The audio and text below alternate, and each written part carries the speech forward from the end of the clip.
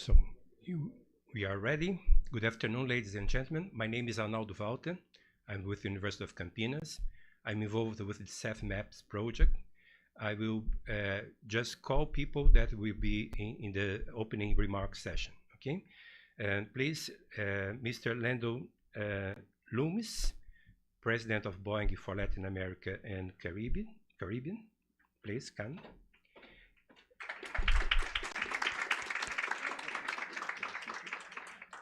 And I will call as well Professor Marilda Bottesi, representing the Vice Dean for Research here at University of Campinas.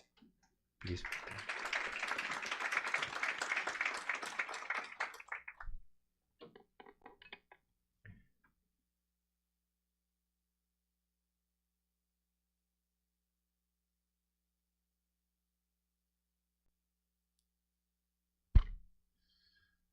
Ok, boa tarde a todos. Meu nome é Lando Loomis, eu sou presidente da Boeing aqui em América Latina, baseado aqui em São José dos Campos. Com a permissão do professor Arnaldo, eu vou falar em inglês. But first of all, thank you so much for having us here. My name is Landon Loomis. I'm the president of Boeing Latin America and the Caribbean, based here in San Jose dos Campos. We're very excited to be here with everybody, and let me start before I say anything further, just expressing our deep gratitude on behalf of the Boeing Company for Professor Arnaldo, your whole team here at Unicamp that has helped us work together to build the SAFmaps platform, but really to deepen our understanding and our commitment and joint work on sustainable aviation here in Brazil. That is it's a lasting legato that you've left us, and it's a project and a commitment that we continue to build on, so thank you. I'll be very brief. I just want to say that, there are really two reasons why we're here right now that are driving our presence and our commitment. The first is the Boeing Company's global commitment to decarbonization, to decarbonizing aviation. And we learned a new term today. Maybe we should say defossilizing aviation.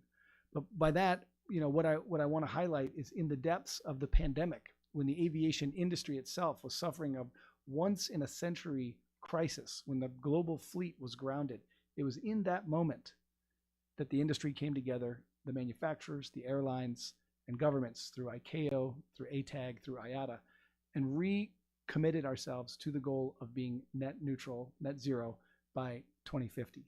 This is an extremely challenging goal that we set for ourselves and that we reiterated in that period during the pandemic. But to me, it's important that we start there. This is the commitment that we've all made together. And if we're going to get there, it's going to be because we sustain that commitment over time. So that's the first conviction that brings us here. The second conviction is that the Boeing Company is committed to Brazil. We are having this conversation today on the foundation of more than a decade of work that we've been doing as the Boeing Company on sustainability here in Brazil with partners like Unicamp, FAPESP, the Ministry of Mines and Energy, with ANAC. People and institutions who are represented here today, and many are the same people who started with us 10 years ago working on this journey. So our commitment, based on that history of engagement, what's important to me is that the combination of these two commitments, our commitment to decarbonization as a Boeing Company and our commitment to Brazil, they're linked. Because if we think about the scale of the challenge that we face as the aviation industry and how are we going to decarbonize, Brazil as a country is going to play a decisive role in helping the world and our industry achieve that goal. So it's really the combination of these two commitments that we bring together today that is so exciting and is really the foundation of our continued commitment. So the history establishes a great platform for the work that we plan to do together. But really what we're talking about is the future. How do we deepen our partnership? How do we use tools like SAFmaps? How do we engage partners like those here today to achieve our ultimate goal of being net zero as an industry by 2050. So with that, thank you very much, Professor Arnaldo, for your dedication, your time, and your partnership. And thank you, Unicamp, for hosting us here today, and to all of our partners who are here. Thank you.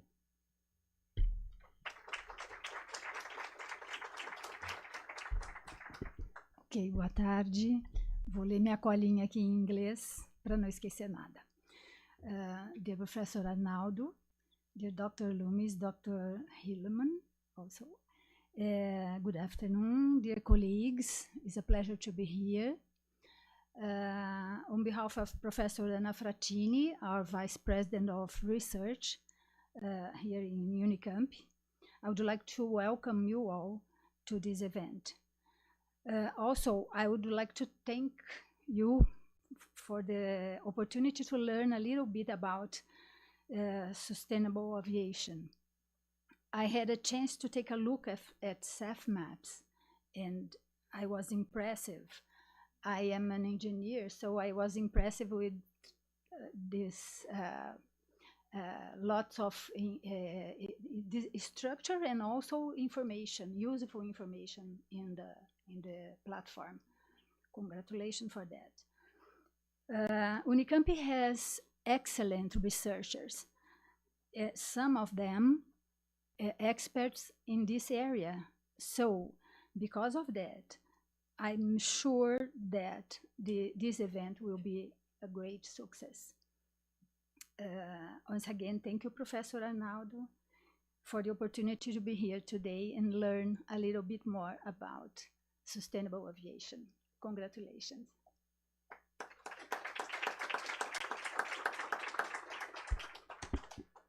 So I think with that, it's my pleasure to invite my colleague up here, Jim Heilman. Jim is the Vice President and Chief Engineer for Sustainability and Future Mobility at Boeing. But I think, importantly, he's also an indication of the commitment and interest that Boeing is placing on Brazil.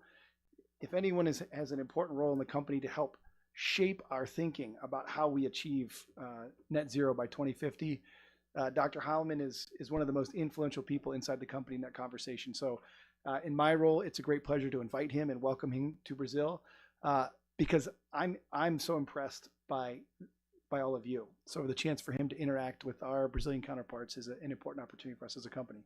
So Jim, thanks for making a time to be here with us. It's great to have you in country. Thank you. Now it's on. Let me get this started. And it had fallen asleep on me, and it will wake up, and we will be ready to go. I'm sure we'll be ready to go. It will pop up. So while it does that, I promise you it worked perfectly fine just a moment ago. And as soon as I reminded it that it could work fine, it works once again. So that's brilliant. So I would like to start by thanking Unicamp for the invitation to come here. And coming to Brazil is something that I know needs to be done by, not myself, but by the world of aviation. This is a place, this university is a place, this country is a place that's going to be central to our efforts to decarbonize the industry. This is a place where bioenergy is not a dream, it's not something that's going to happen in the future, it is the now. And what I want to do is take a few minutes to talk through the why of the industry needing SAF. And to give a little bit of perspective and then bring it back to Brazil and the SAFmaps. But if you get nothing else from me, please, please, please continue the efforts on bioenergy. The aviation community needs it. So aviation as a whole, we all understand the societal benefits. This is well understood. I flew here. I know you all fly to go different places, some of today. It's how we get around. It's how our world is connected. Obviously, like all industrial activities, there's consequences to that activity. Aviation is 2% of greenhouse gas emissions. If you include the full weld awake, it's 2.5. If you include the non-CO2, it's probably about 4. And so you could say it's small. We shouldn't deal with it. I take quite the opposite view. We're one of the highest technology industries on the planet. We should be at the forefront of leading the way to defossilization, as I heard the term today. And so the industry is. Landon noted, during the pandemic, the industry came together under ATAG and made a commitment to net zero. That was further encapsulated in work, part of which I led when I was with the U.S. federal government on a climate action plan, but then was, improved tremendously through the international efforts at ICAO to lay the foundation for a long-term aspirational goal to get to net zero 2050. And the reason I want to show you these two figures is this is really important. So when you look at that, what always happens is the left side is always historical up to some current point, and it's CO2 emissions. And then regardless of the map you look at going to the right, regardless, what you're going to see is a series of wedges that represent improvement in aircraft fleet, getting the best aircraft out there. You'll see improvements in the fuel efficiency of new aircraft that haven't been created, that are in the process of being created. You'll see some improvement from operations, and you will always see a big wedge. It's in all of them. That big wedge is changing out fossil energy for renewable energy. And that is the key. That's the importance of what's happening here. Now, one of the things that I'm proud of that my team in Boeing has been doing is those were static charts to capture a moment in time. We've actually developed something called the Cascade tool. And I know I'm on a university, I'm talking to policymakers. So I would encourage you at your leisure to go and check out cascade.boeing.com. What we've done is we've taken these CO2 future wedge charts and created a internet website, a program that has the power to go through and look at different potential futures, such that you can go through and change what's the rate of the fleet changing over, what's the fuel efficiency. And we're continuously improving this tool. This is the version that we just released last month in conjunction with World Energy Congress. And it shows, your typical wedges: fleet turnover, improvement in efficiency, operations, renewable energy. Here, this is SAF. And then market-based measures or permanent removals. But some of the interesting things we've done that I would encourage people to use and think about is, instead of just showing the CO2, we also have it such that you can see the type of energy. So you can click on a toggle and you can look at the type of energy. And this is important for me because people ask, why not hydrogen? Okay, well, I've got a number of concerns about the infrastructure and other safety things around hydrogen, but even if those could be worked, the simple fact is that we don't have an aircraft that can use it. We don't have airports that can use it.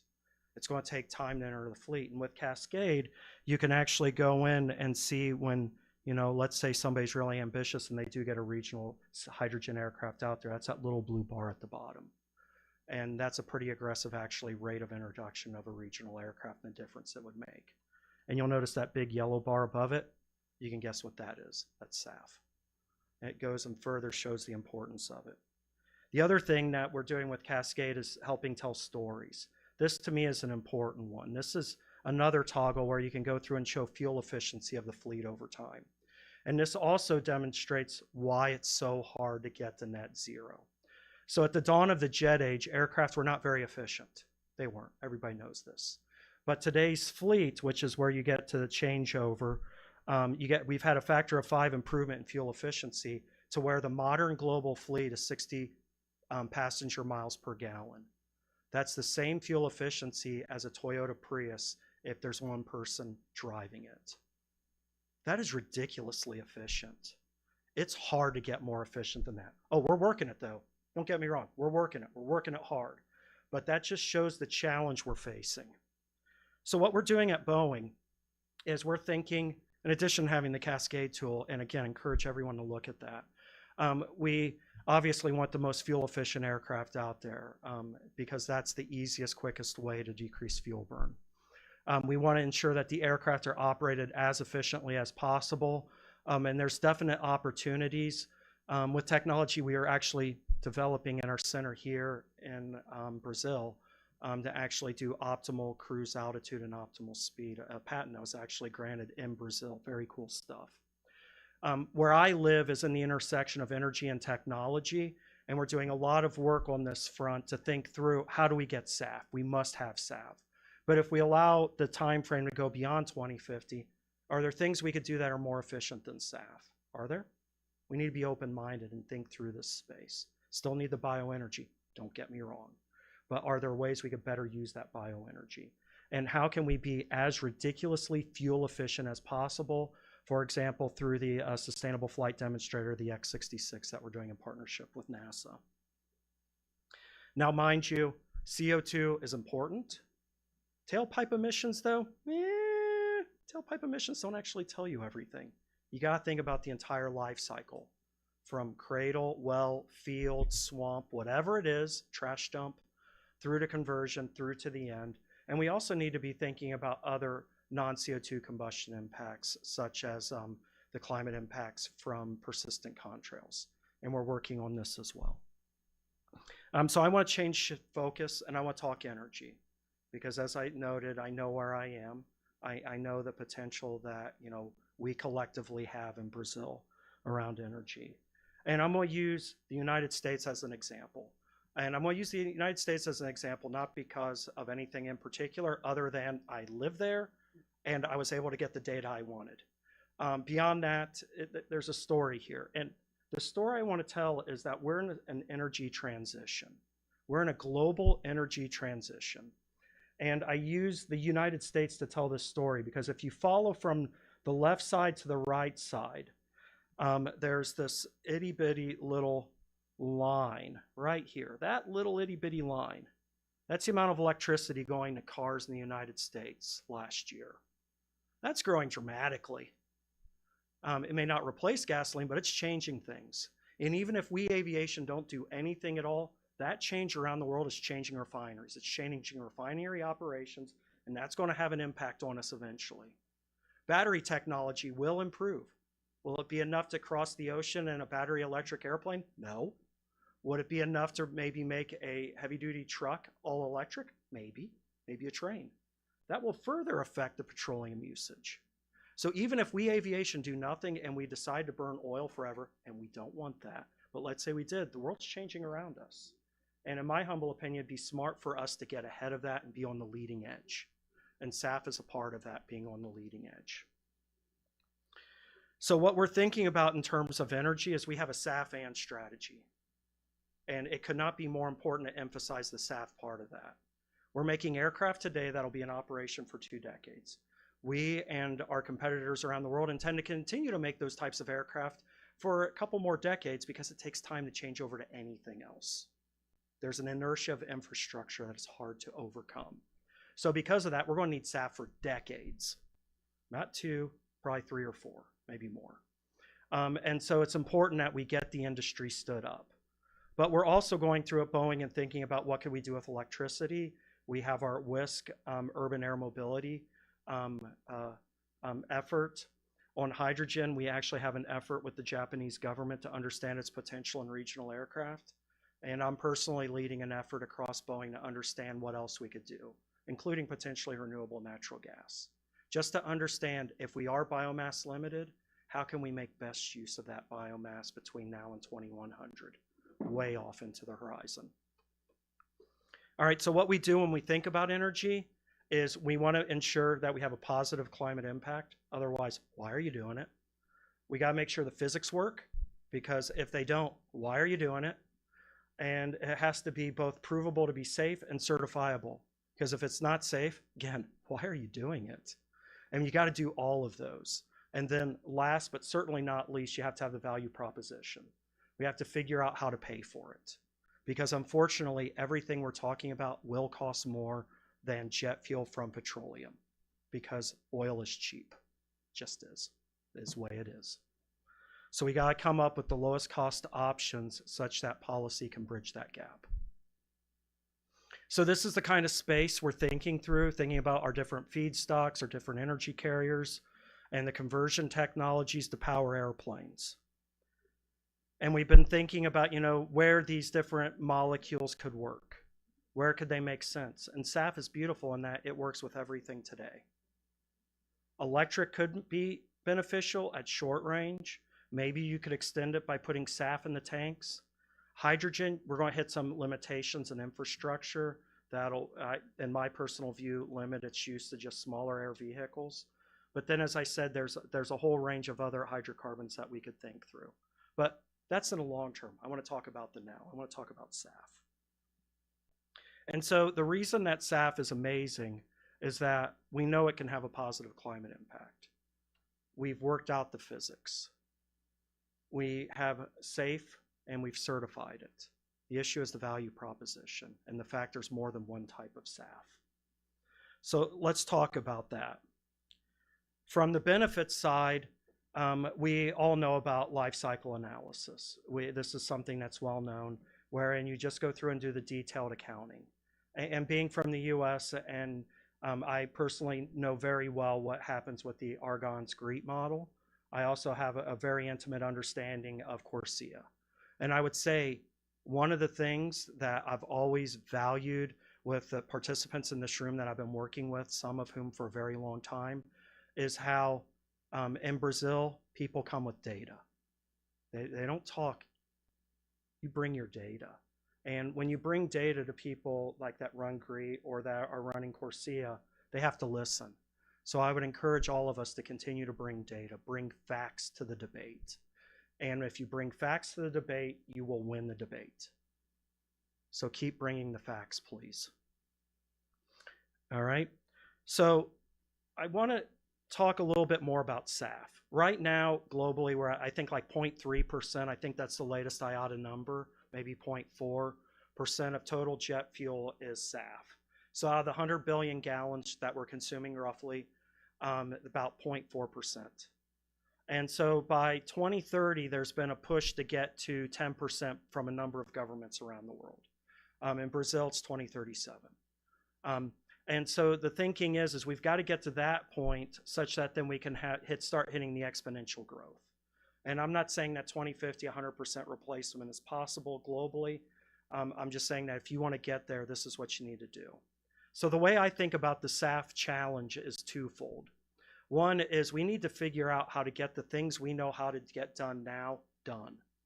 How do we unlock the sugarcane to jet, corn ethanol to jet? How do we do that sustainably? How do we unlock the full potential of HEFA?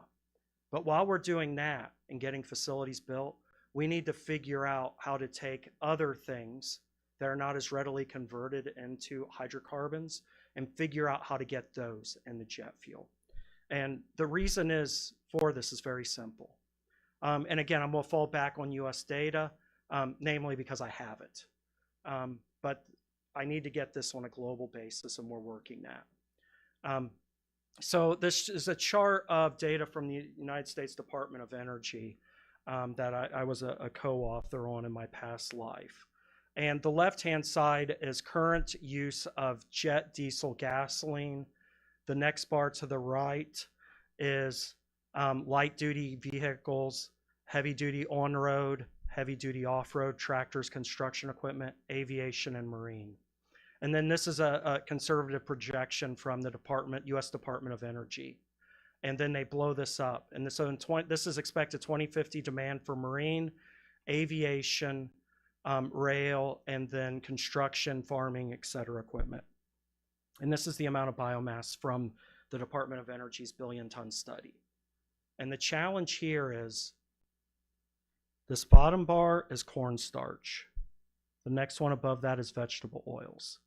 All of these are the waste and residues within the United States. And then, you know, the energy crops that could be grown.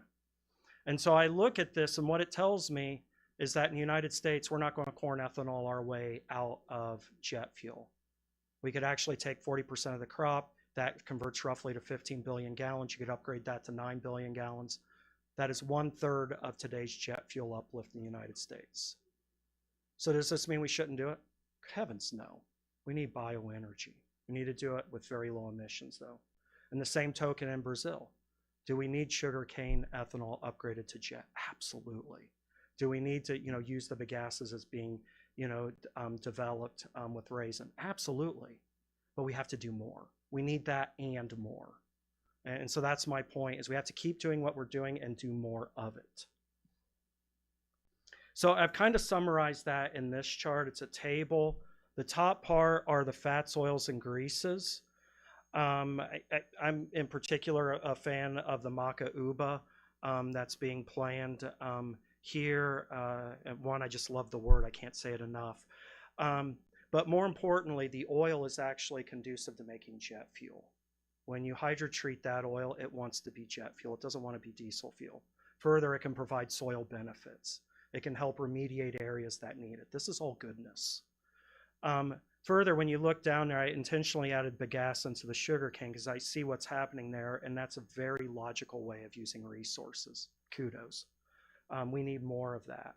And then where we need to work, though, is in terms of figuring out how to use things that are getting thrown away or being left behind that could be used. So our municipal waste, our sewage. In the United States, we have more corn stover than we need on the fields. I'm guessing that's the case here with the second corn as well. And then as well, forest residues. There's a paper and pulp industry that no longer exists because of computers. That's an opportunity. So my point is we need to make sure we get the top part, do it sustainably, get your certification if you can, because we need to make sure it's sustainable for the long term. But we also need to be getting the bottom half done because the top half is necessary but not sufficient. We need all of it. And so the way I think about this in the Brazilian context, and forgive me, I'm an engineer to the core of my being. And the only thing that makes me, two things make me very happy. One is a good flow diagram. The other one's a Sankey diagram, like I showed earlier. And you got both of them here. You should be grateful, though. I no longer know how to write a proper formula, so you were saved from that. But where my mind goes thinking about Brazil is, you know, there's the opportunities with Macaú, but there's obviously waste here. There's an opportunities, you know, to do refining of those with green hydrogen to get, you know, to sustainable aviation fuels, HEFA with a low carbon footprint. The opportunity is here, I know it. And then the bottom side is even more fascinating to me with what's happening around the ethanol industry and using the residues from the field to complement the first generation with the second generation at the same facility. And then the opportunity to bring in green hydrogen and use it in an appropriate way to power aviation, i.e. making hydrocarbons. And then using the CO2 stream from the fermenter, which is one of the purest forms of CO2 on the planet, and doing power to liquid. Again, using the plentiful resources of this country. So to me, when I think about Brazil, I think, how do I help make that happen? That's where my brain goes. Because the aviation sector needs it, it's good for jobs, it's good for everyone. And there's certainly enough need for biofuels on this planet that we shouldn't be getting into conflicts among countries about who gets to do it first. We should all be running together. So with that, SAFmaps, I know I've been talking way too long and there's a briefing on this afterwards.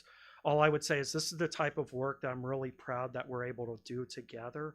And where I want to get to in coming steps is to think through how do we take this biomass potential, understanding how it can be done sustainably, and how can we work together to get actual facilities built to make the fuel. All right. We Boeing obviously have a long history in SAF. I just want to comment on one thing that we Boeing do is we also put our money where our mouth is. We buy SAF. And we recently announced an order for SAF that we have made. And we will continue to buy SAF because we actually burn jet fuel. And it's a way for us, you know, to demonstrate leadership in this field. Mind you, our quantities are minuscule compared to any airline on the planet, but that doesn't change the fact that it's the right thing to do, and so we do it. Have quite a bit of efforts around the world. The only one I really care about right now is the one where I'm at right now. And I really thank you all for the opportunity to come and talk to you. I hope it wasn't too much lecturing. It was more let's go team because there's a lot that we can do together. So thank you very much.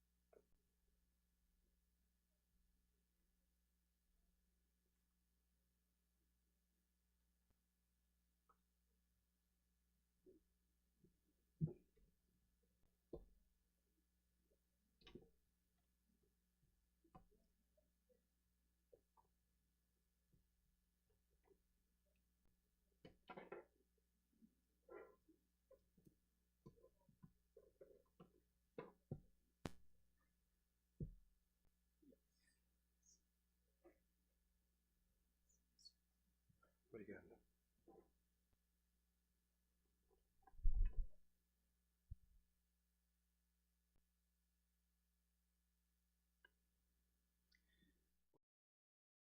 I'm Arnaldo Walter, and I'm involved with this project, the SAFmaps project. I will do this presentation on behalf of the whole team, and I will explain who is the team and how we have developed our activities. What's SAFmaps? SAFmaps was developed in the context of a research activities supported by the Boeing Company. SAFmaps is basically a platform with information about the Brazilian most promising feedstock for sustainable aviation fuels production, at least in short to mid-term. The information available includes maps, specific reports, databases, and case studies. We, Unicamp, we have developed information, or we have provided information about 8 feedstocks, which can be used in 3 certified routes of self-production: eucalyptus, planted eucalyptus; soybean, Macau palm or Macau oil, palm oil and beef tallow for the HEFA pathway; sugarcane, corn, and distilled off gases. I will briefly mention the contribution by agroecony.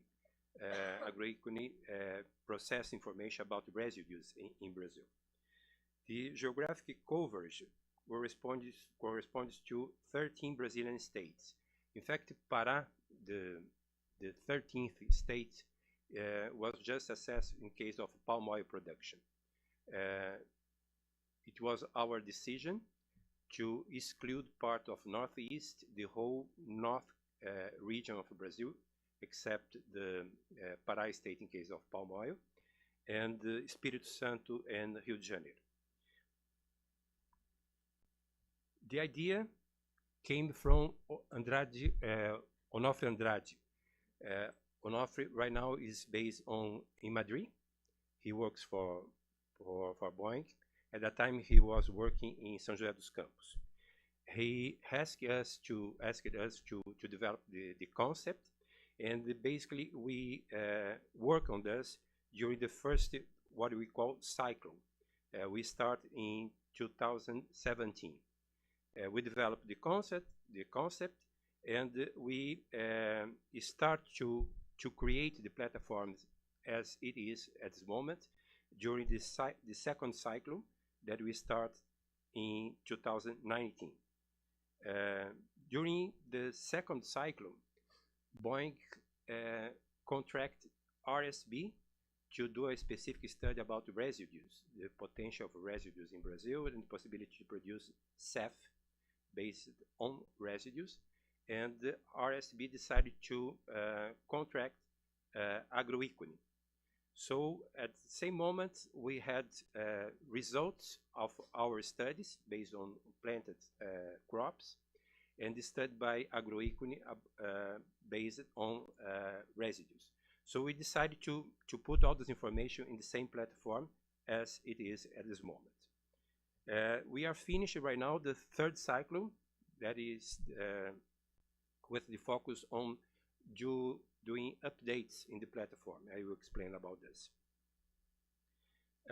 SAFmaps is based on publicly available information. It's an open access platform, so there's no restriction to use the platform and the information that we are providing.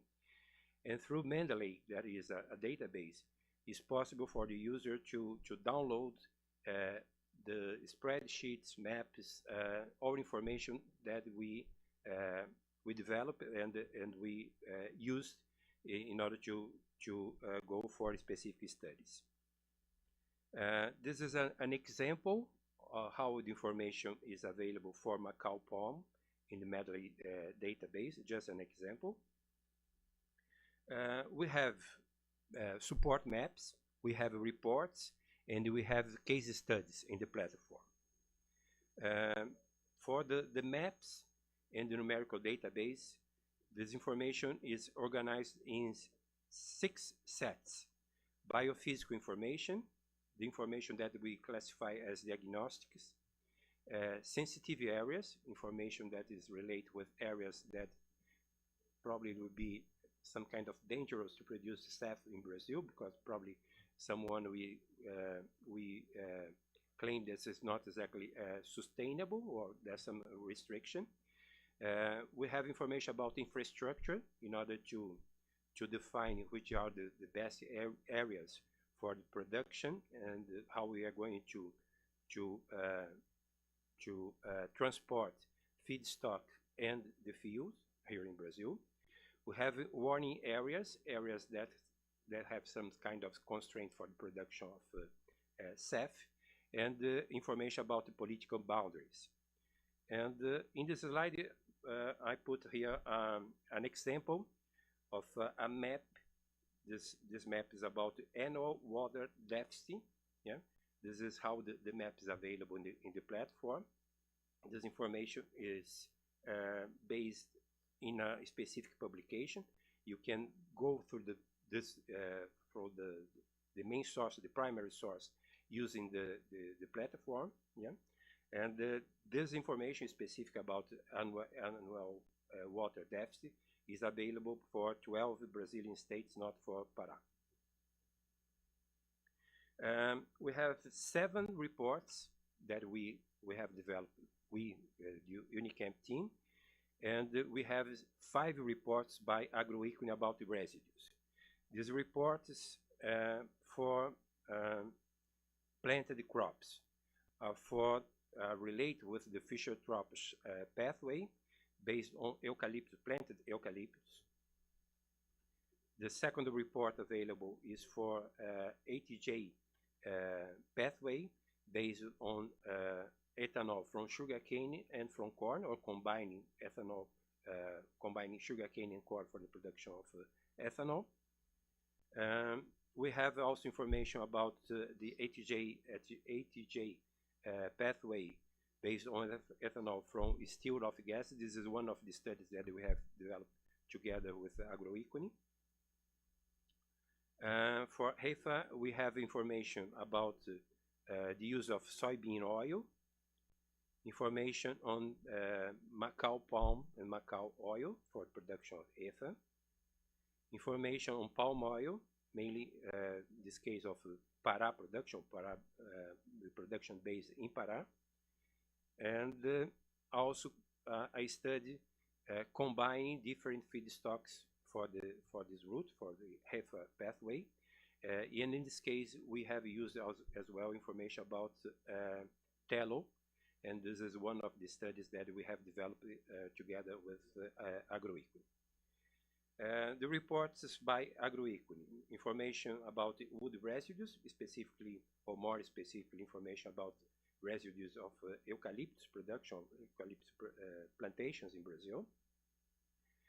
Residues of sugarcane, bagasse, and straw. Beef tallow, as I mentioned, the information that we have developed together with agroecology. Flue gases, also that an information or a topic that we have worked together. And agroecology has studied as well the availability and the potential of SAF production in Brazil using used cooking oil. All these reports are available in the SAFmaps, and you can download. How the case studies and the reports were developed. In our case, that we consider planted feedstocks, we start with in a study about suitability of biomass production, considering the climatic conditions of for the production of the biomass. We studied and then we developed maps about expected yields and also maps and information about predicted costs. As example, here in this slide, we have in the first map in the left side information about suitability areas suitable for eucalyptus production in Brazil.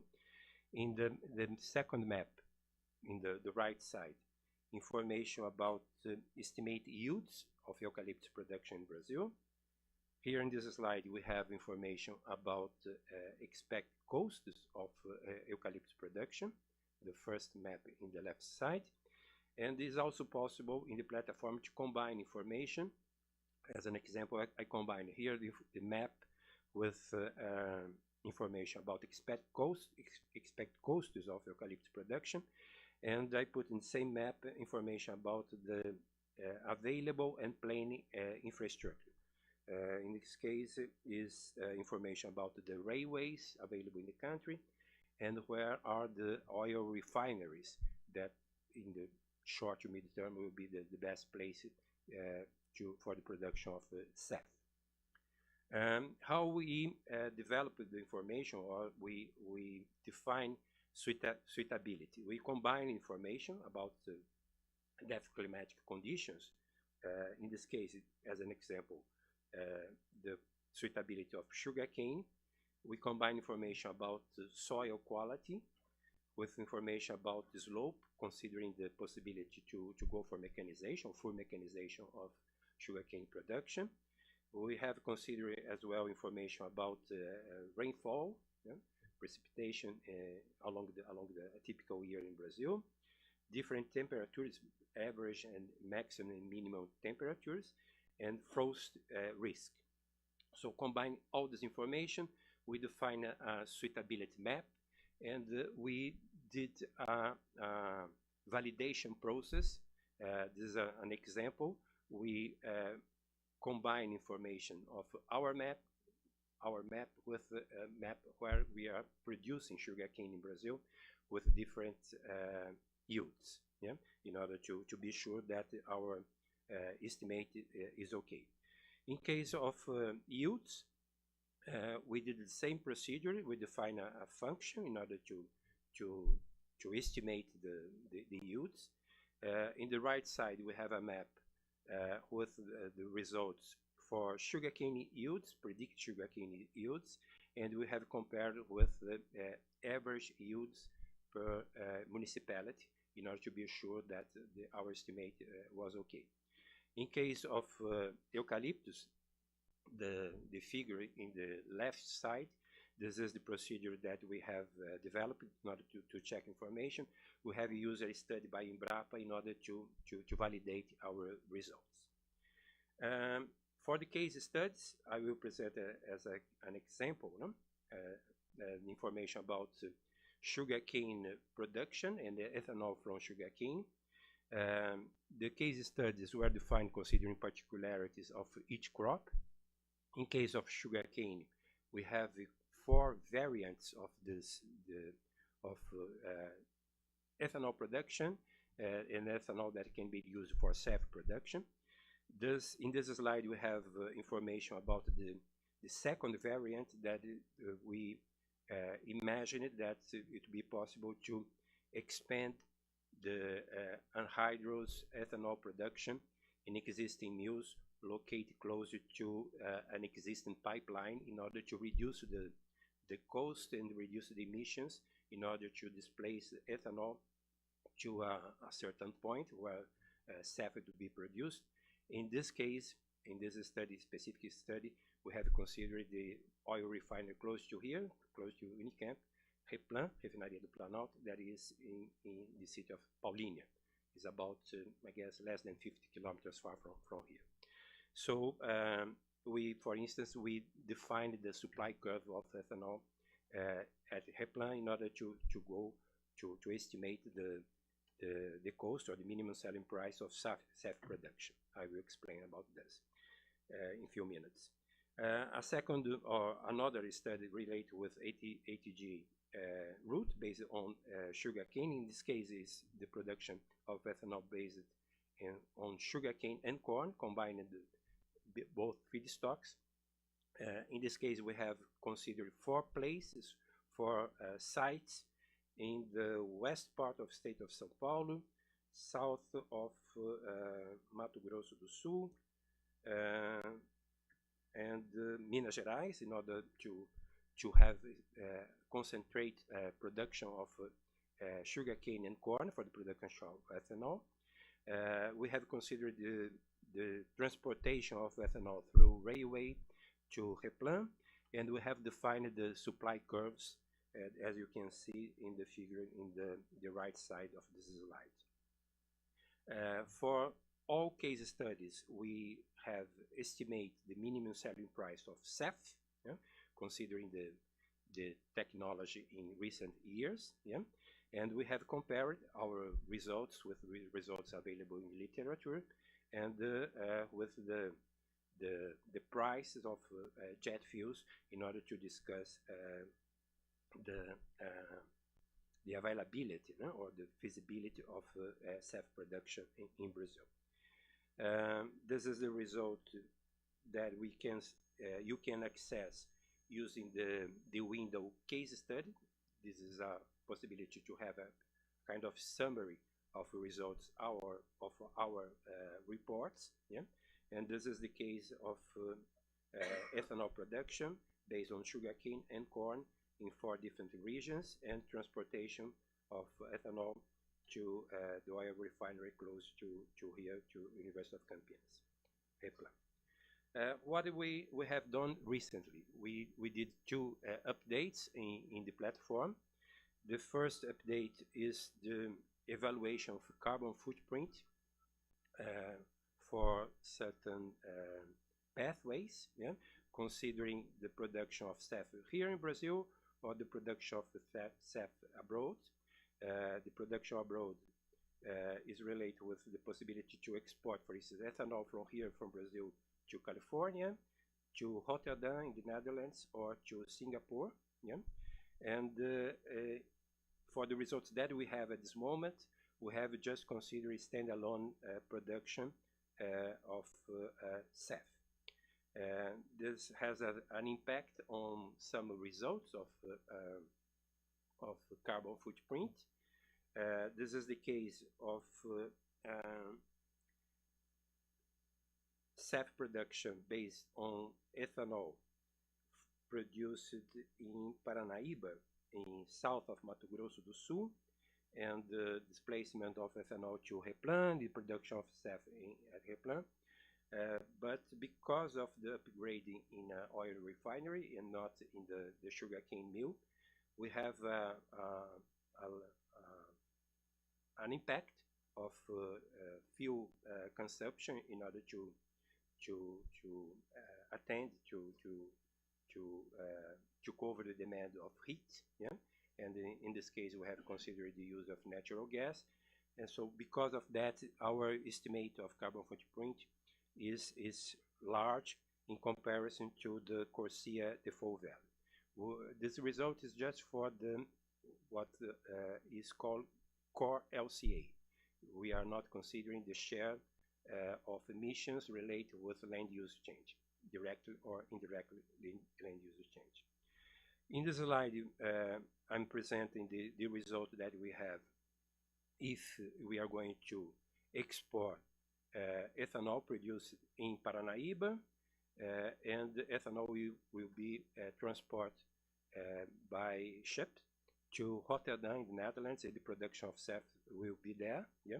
So the figure in the right side is a comparison of the CORSIA default value and the results that we have reached for the production here in Brazil, the production in California, in Rotterdam, or in Singapore. In case of other feedstocks, our estimate is pretty close to the estimate by CORSIA default values, or the values, the numbers available, make available by CORSIA. This is the case of SAF production based on soy oil, the production of soybean and the extraction of oil would be in Presidente Venceslau, is west part of the state of São Paulo. The oil will be transported by railway to Santos, and the oil will be transported to, in this case, this is the case for Revap, the production of SAF in close to São José dos Campos, and this is the result that corresponds to transport oil to California. Yeah, so for sure there will be a decision by the investors to produce SAF here in Brazil or not. For sure that for us Brazilians it would be good to produce SAF in Brazil, not to export ethanol or oil for the production abroad. And the second update, we have prepared some maps in order to cover different aspects of the sustainability of SAF. As you know, in order to be considered sustainable, it's necessary to have certified production. There are 12 principles to be observed. What we did, we prepared maps in order to illustrate for the investor, which is the information available here in Brazil and how it's possible to take a decision. It's not exactly a statement that the production will be sustainable or not, based on the information that is available in SAFmaps. For as an example, taking the principle 2 about carbon stock, and the first criteria about land conversion, it's not possible to have sustainable production of SAF if the land was converted after 1st January of 2008. So we have prepared information as maps.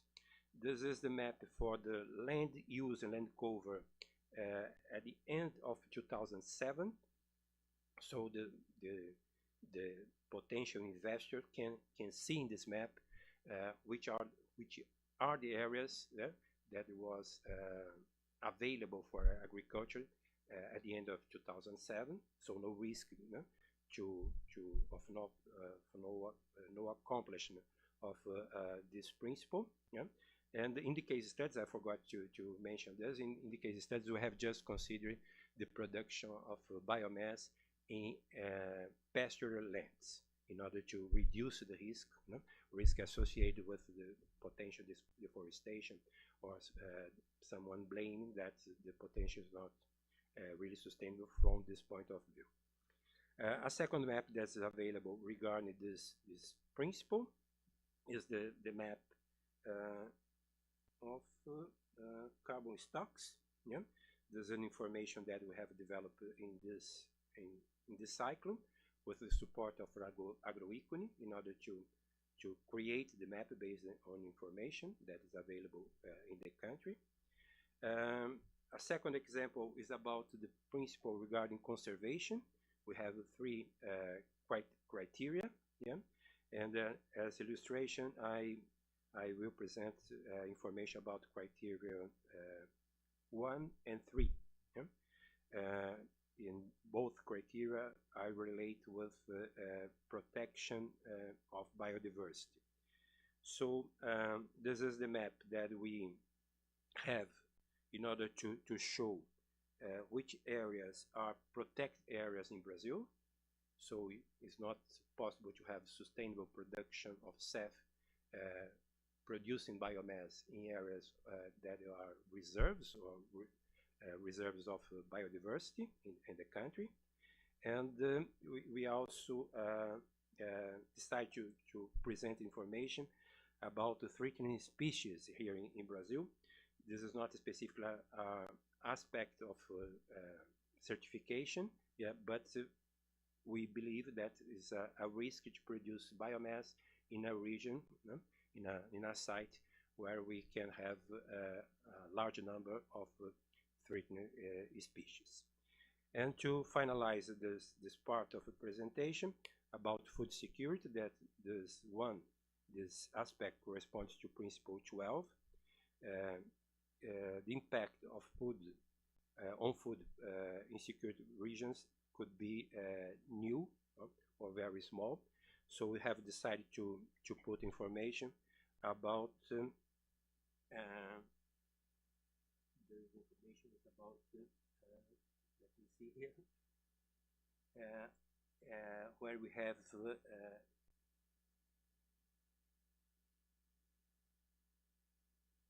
child malnutrition in 2021. This is the example that we have decided to show, to put in order to show which are the locations where we have some risk of food insecurity in Brazil. Further actions for the 7 case studies, we are updating reports in order to include the information about the footprint and the information related with the certification principles. We are preparing 2 new papers that will be submitted for publication this year with these aspects related with the updates in SAFmaps. And we are going to prepare short videos in order to disseminate information about the platform, general information about SAFmaps, but also tutorials in order to explain to the user how to manage the information that's available in the platform. To finish my presentation, I would like to express my gratitude to Boeing for the support along the years since the first contract in 2017. I would like to express my gratitude as well to Onofre Andrade, who have the first insight about the information, how it would be possible to prepare a platform on this subject, and for his confidence in order to defend our project and to support the activities that we have developed. For the whole team, including people from Agroequity, RSB, that is somehow our partner in this project, for our colleagues here at Unicamp, not just for the work that we have done together, but for an enjoyable journey in the last years. And for sure, for you all, for your attention, I'm available. Probably we don't have time for specific questions at the end of my presentation, but I'm available for questions today and in the days to come. I just show some images of the social, the information that we have in social media, in LinkedIn, in YouTube. This presentation will be available in the YouTube channel. Thank you very much. Thank you for your attention.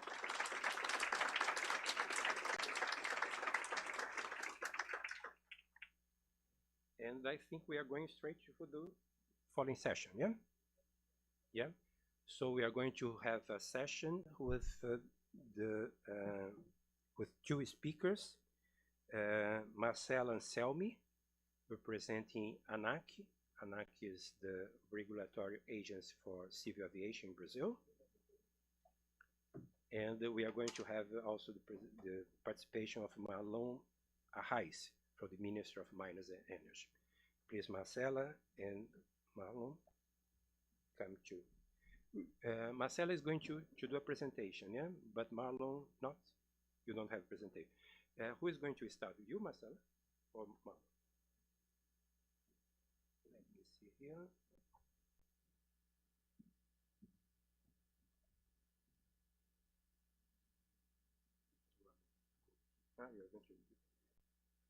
He needs support. No, it's not necessary. I know. I just will put here to read. Não, apresentação. Não, mas não é apresentação. Ah, tá. A Marcela.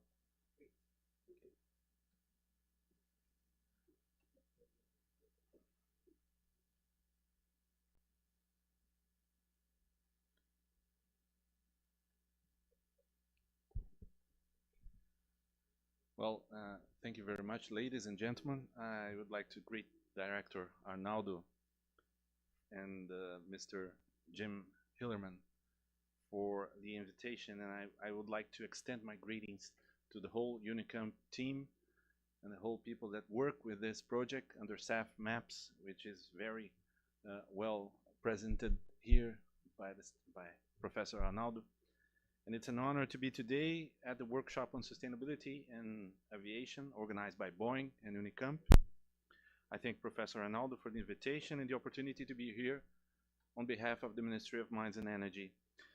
This event is an important milestone in the current context in Brazil, which is at the crucial moment of energy transition with the imminent incorporation of new biofuels into our fuel mix. Sustainability in aviation is a topic that deserves our full attention. Brazil, with its vast biodiversity and natural resources, has enormous potential to lead the production of sustainable aviation fuels.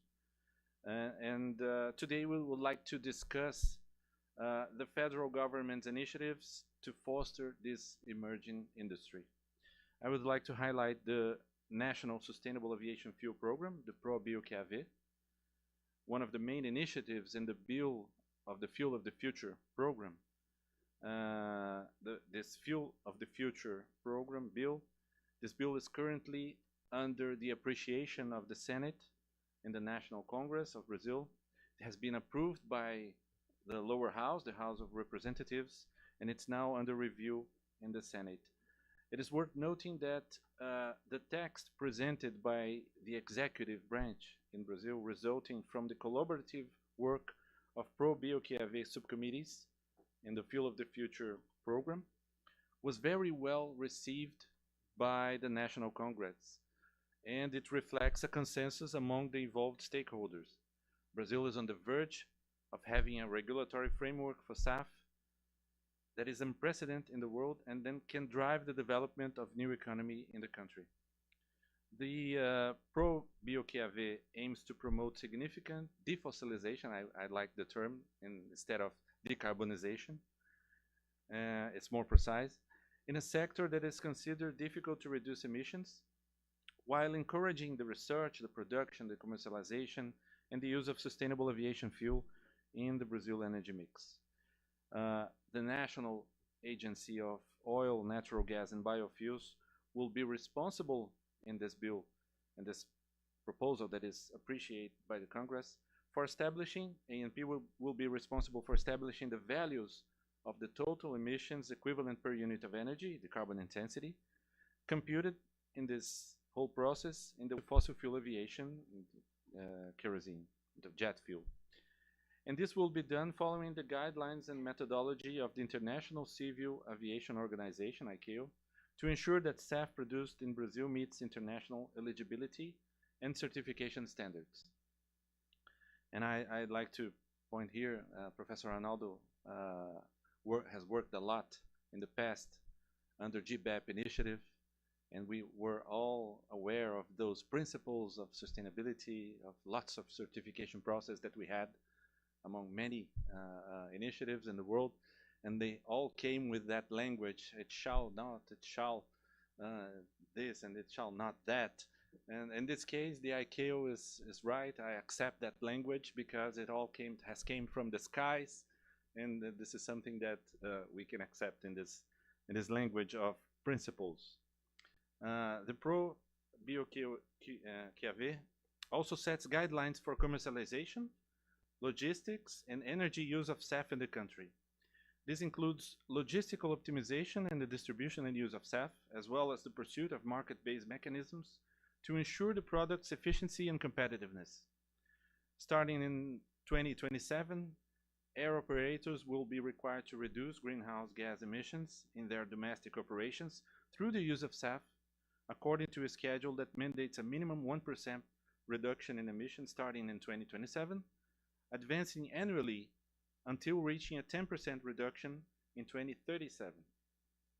The National Civil Aviation Agency will be responsible for establishing the calculation methodology for verifying the emission reductions associated with the use of SAF and monitoring the compliance with this obligation by air operators. Furthermore, the ProBioQAV focuses on encouraging the supply of SAF in the country, but will be flexible to allow alternative means to meet the emission reduction targets, and authorizes the National Energy Policy Council, CNPE, to change the reduction percentages in exceptional cases. ANAC may exempt air operators with annual emissions below a certain threshold or without access to SAF at any of the airports they operate from compliance with the obligations. If other countries or foreign states impose obligations regarding the use of SAF on national air operators, Brazil may extend these obligations to international flights passing through national territory based on the principle of reciprocity. Another crucial point is the integration of ProBioQAV with RenovaBio, the national biofuels policy. It is an example of work that has been done since 2017. We are incorporating the measurement of the carbon intensity of our biofuels in our policies, and this gave us a lot of knowledge and technical expertise to do that and to certify the production and to certify each production to have all the policies bringing us the possibility of having the cheapest decarbonization that we can have, considering that we have the possibility of production of biomass, of sustainable biomass in a competitive basis. We can do things and we can do policy considering that we have no budget as Inflation Reduction Act has. I'd love to have $369 billion to do energy transition, but we don't have that. But anyway, we can do that by using our competitiveness of production of a sustainable biomass and sustainable raw materials to produce SAF. For all these reasons, the importance of the SAFmaps initiative becomes evident, a valuable tool for public policy in the sustainable aviation fuel sector. SAFmaps gathers detailed information on the most promising Brazilian raw materials for SAF production. This project, funded by Boeing and developed by Unicamp in partnership with Agroecony, provides maps, reports, database, and case studies, as we've seen here from the presentation of Professor Arnaldo. And this is essential for us policymakers in order to deliver to society the best result that we can have. This is the first step and perhaps one of the most important initiatives in the SAF production chain in the country, a step that enables financing with lower risk and therefore cheaper. In conclusion, the federal government is committed to fostering sustainable aviation fuels industry in Brazil. Programs like ProBioQAV under the Fuel of the Future program, initiatives like RenovaBio, and innovative tools like SAFmaps are testaments to our commitment to sustainability and energy transition. Together, we are building a greener and more sustainable future for aviation in Brazil and in the world. Well, thank you all for your attention and participation in this important event. Thank you very much.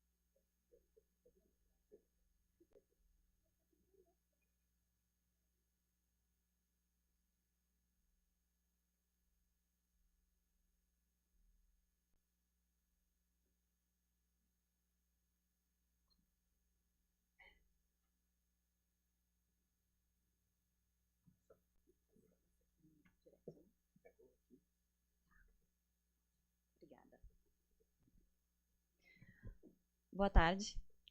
I will speak in English, but hello everyone. I'd like to thank Unicamp and Boeing for inviting ANAC to this event. I think it's very important to have this kind of collaboration between government, industry, and of course, academia. This is the kind of ecosystem that we need to promote, and I think SAFmaps is just a good example that we need to replicate. So thank you so much for the invitation and congratulations on this initiative. I have a very short presentation because I'd like to give you an overview of the aviation sector about decarbonization. I think Jim gave a great perspective here, but I'd like to speak on behalf of the Brazilian government, of course, and our perspective on what are the initiatives that we have so far and how we are seeing the development of this sector here in our country. So Marlon presented you with the bill that we have now under discussion in the Brazilian Congress. We expect it to be approved. That's the hard work we are doing now with the Senate to have it approved as it is. And why is it important? Brazil has a long tradition of producing biofuels, and we have a good regulatory framework to provide the stability needed and of course the demand for those fuels. But when we discuss aviation, we cannot just replicate the policies that we have, for example, for vehicles. We look at the world and we see mandates on a mixing percentage of the fuel. But for countries like Brazil, it doesn't work. We have a large territory, we don't have SAF yet, and we need to be creative. We don't have the budget, we don't have the resources to put too much costs in the industry for a product that it can cost 5 times the fossil fuel at this time.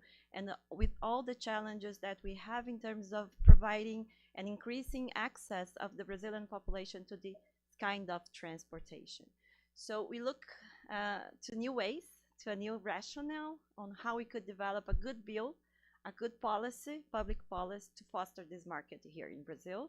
We discuss it internally in the government between the energy sector and the aviation sector, but of course we needed more than that. So it was really the result of a very robust dialogue between government and industry from all the sectors. So the bill that is in place now, it's a little bit different from what we have seen in other countries, and it's different from the mandate that we have in ethanol, for example. So it's a mandate on decarbonization and on reducing the carbon emissions of the aviation sector.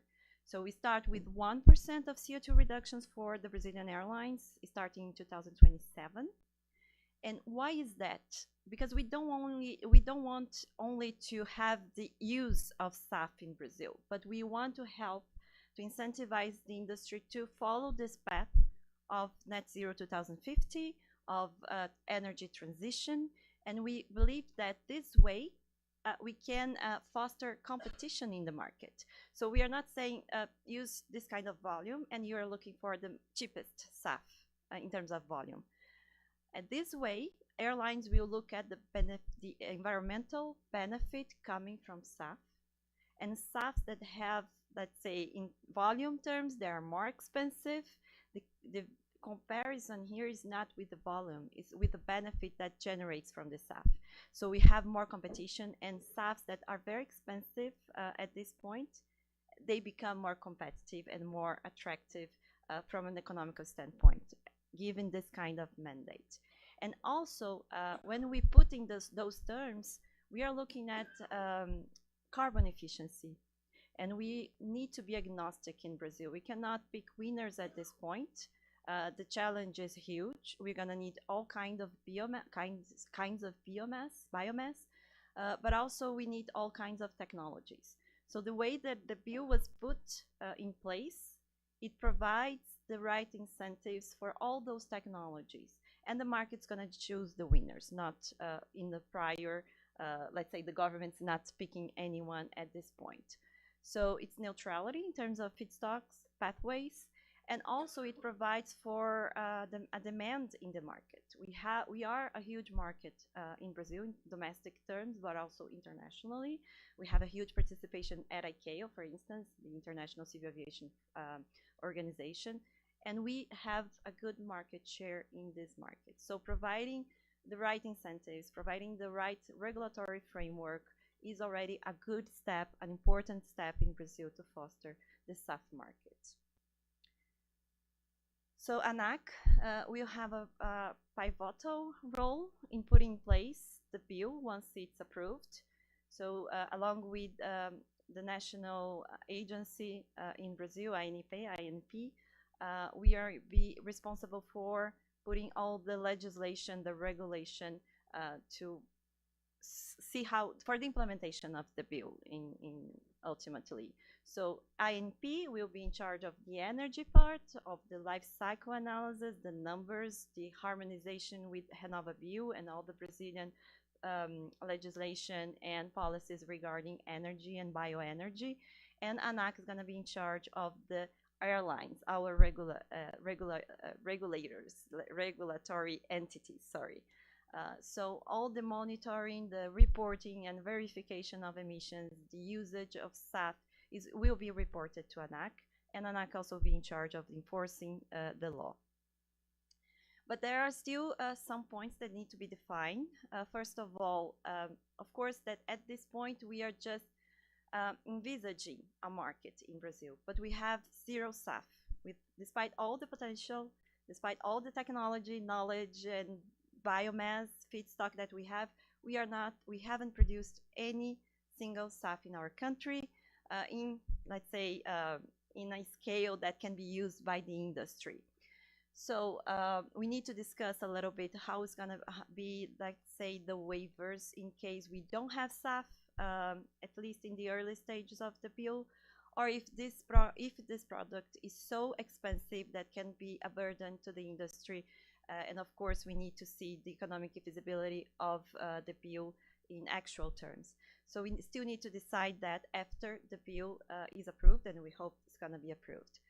And the most important part, because the mandate is on the CO2 reductions, and it was meant to be this way, so we don't need to have, and this is a specific case in Brazil, the way the tax system is imposed in Brazil, usually the tax is in the supply part.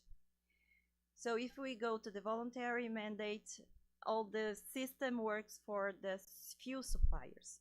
This way that we are putting the bill, we don't need to put this kind of obligation.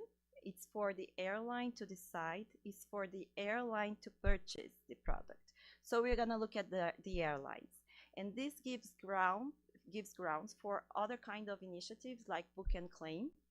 So we can concentrate the product in some airports, for example, where we have the most transport demand, or where it's close to the refineries, for instance. And because of the book and claim, we can have that system concentrate production and distribution of the fuel, and use this kind of mechanism for airlines that do not have access to the physical product in those airports, that they can purchase the product. They don't need to use in their tanks, in their aircraft, and still comply with the mandate. So we need to also to regulate that in Brazil.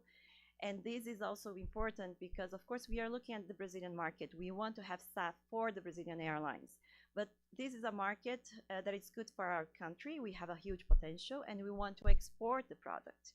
And this kind of system allows us to be one of the greatest producers and exporters in the world on SAF without having to move the product, the physical product, to other countries. We can sell the product. We can sell actually the environmental benefit coming from the product and have it here in Brazil. This is good for the environment because also you reduce the CO2 emissions from transportation. This is just, this is a difficult slide because I'm putting here companies' names, but it's just to show the interest so far that is coming from the Brazilian industry in producing SAF. Those here are the ones that have already reached out to ANAC to understand a little bit the bill, to understand a little bit the discussions under ICAO, but we know that this is not the whole list. We have more potential producers. Those one here have already announced something, or they have been certified in sustainability for the sustainability criteria under CORSIA. But we hope that this list is larger than this one, and that's why ANAC is working with the whole ecosystem, with the whole supply chain. We are going beyond, let's say, our mandate, which is the airline ecosystem, to work with the supply chain as well, because we need to integrate these two worlds in the end. Because there is a rationale behind the producer of SAF, and there is the requirements coming from the aviation industry. And each of this sector needs to understand how it works. So what are the differences between SAF, the product, why it's more expensive, and it's gonna be for a while more expensive because there is a premium behind it, there is more technology, there is more knowledge behind it, more investments, and also the energy sector needs to understand the aviation is not like other transportation sectors. We have very stringent safety requirements that need to be, that the industry needs to comply. So ANAC, for instance, we certify the aircraft, the engines of the aircraft. And at this point, because of the safety issues, we are not allowed to use SAF more than 50% of mix in the conventional fuel. This is not because of sustainability, environmental sustainability. This is a requirement that comes from the industry. So this kind of requirements needs to be understood as well by the energy sector.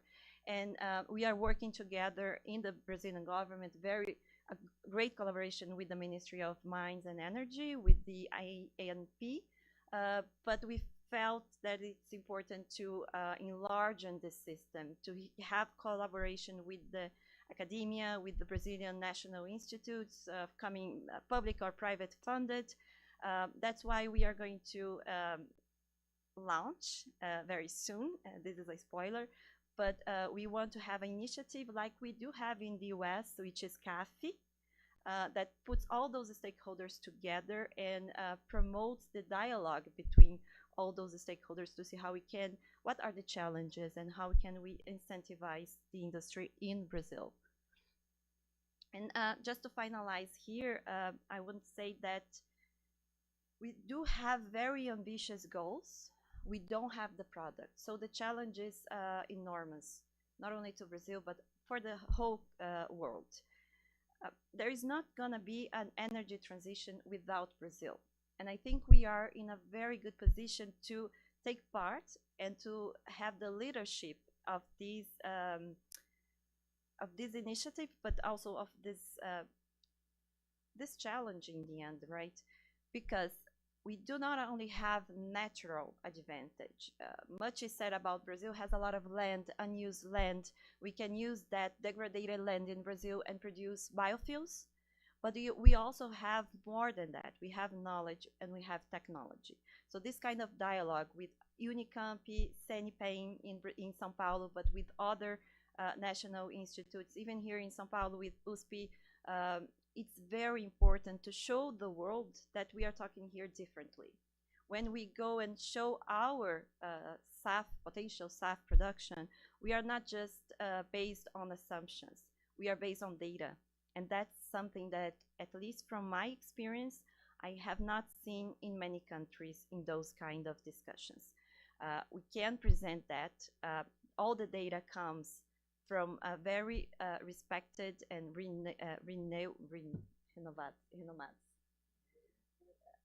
very renowned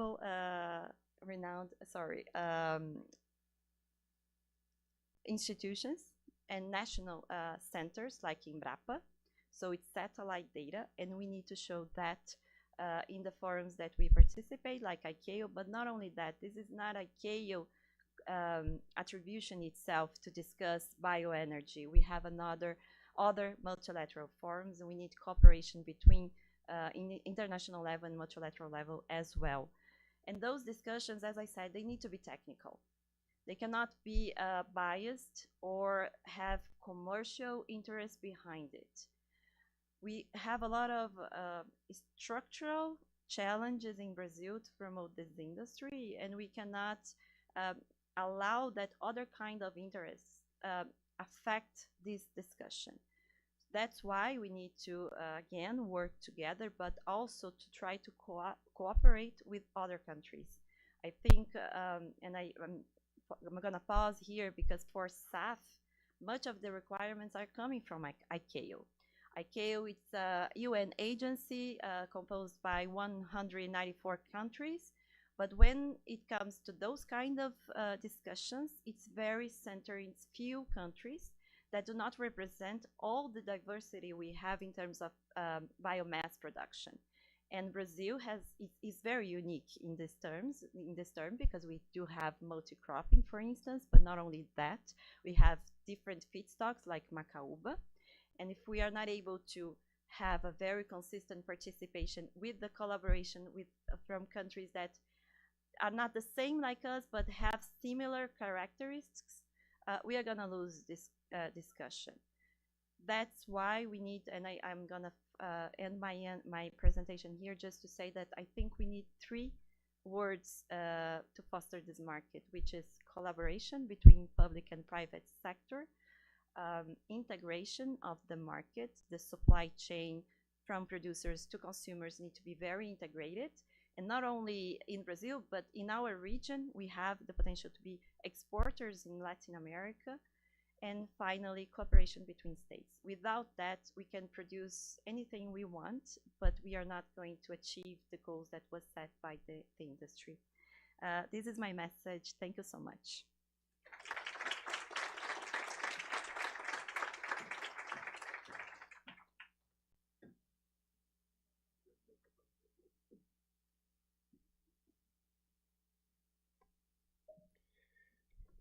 So now we have a coffee break that will be served outside of this auditorium, okay? And I will ask people who did presentations to come here. I will distribute some gifts, yeah? Thank you very much. See you in just few minutes.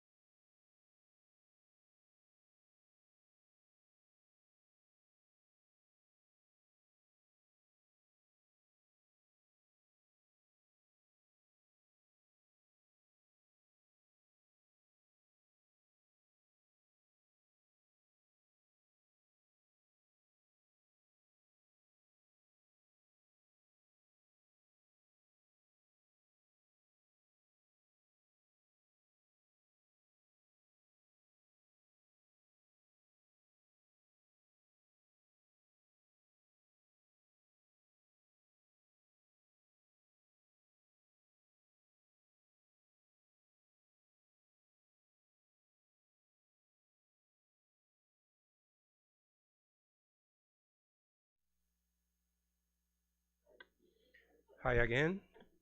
We are going to resume. We are going to have right now a panel discussion, a session specific for the discussion. Mr. Landon Loomis is going to coordinate the session, and we will have five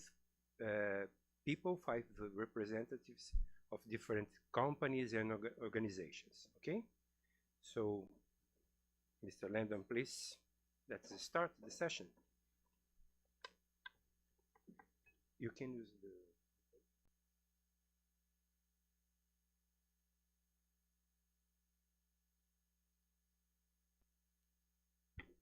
I think I'll invite all of the panelists to come up and join me.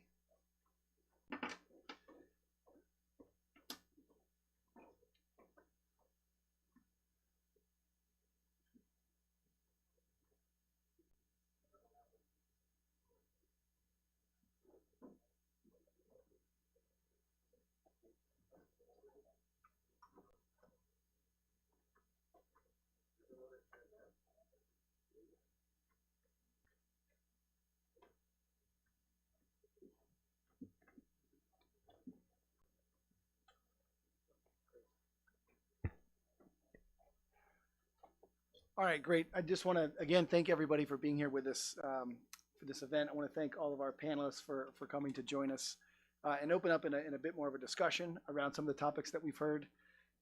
What I'll do, just by way of introduction of the broader panel, I'll have everyone go and introduce themselves quickly. But first, looking at one of the slides that Marcela presented, she talked about the need to integrate across the entire supply chain.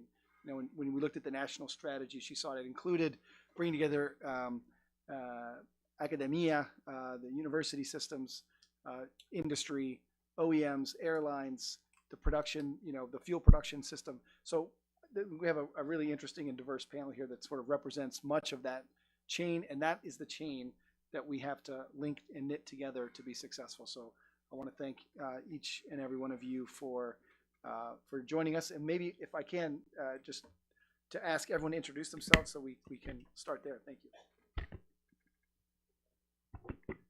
Okay, thank you. Just very quickly, my name is Joaquim Seabra, professor here at the University of Campinas, School of Mechanical Engineering, and member of the team of the SAFmaps.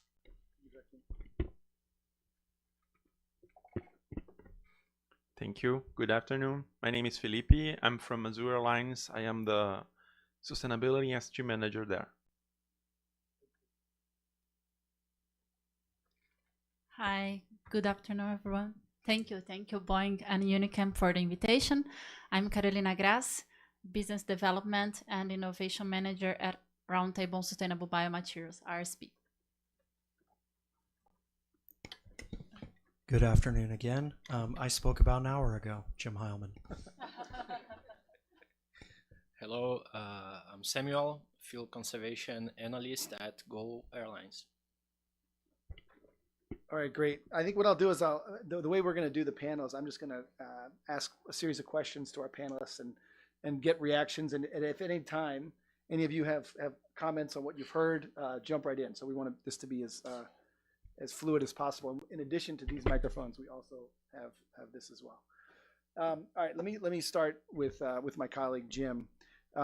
So Jim, you mentioned a little bit about Brazil in your presentation. You talked about sort of Boeing's global view about the need to decarbonize.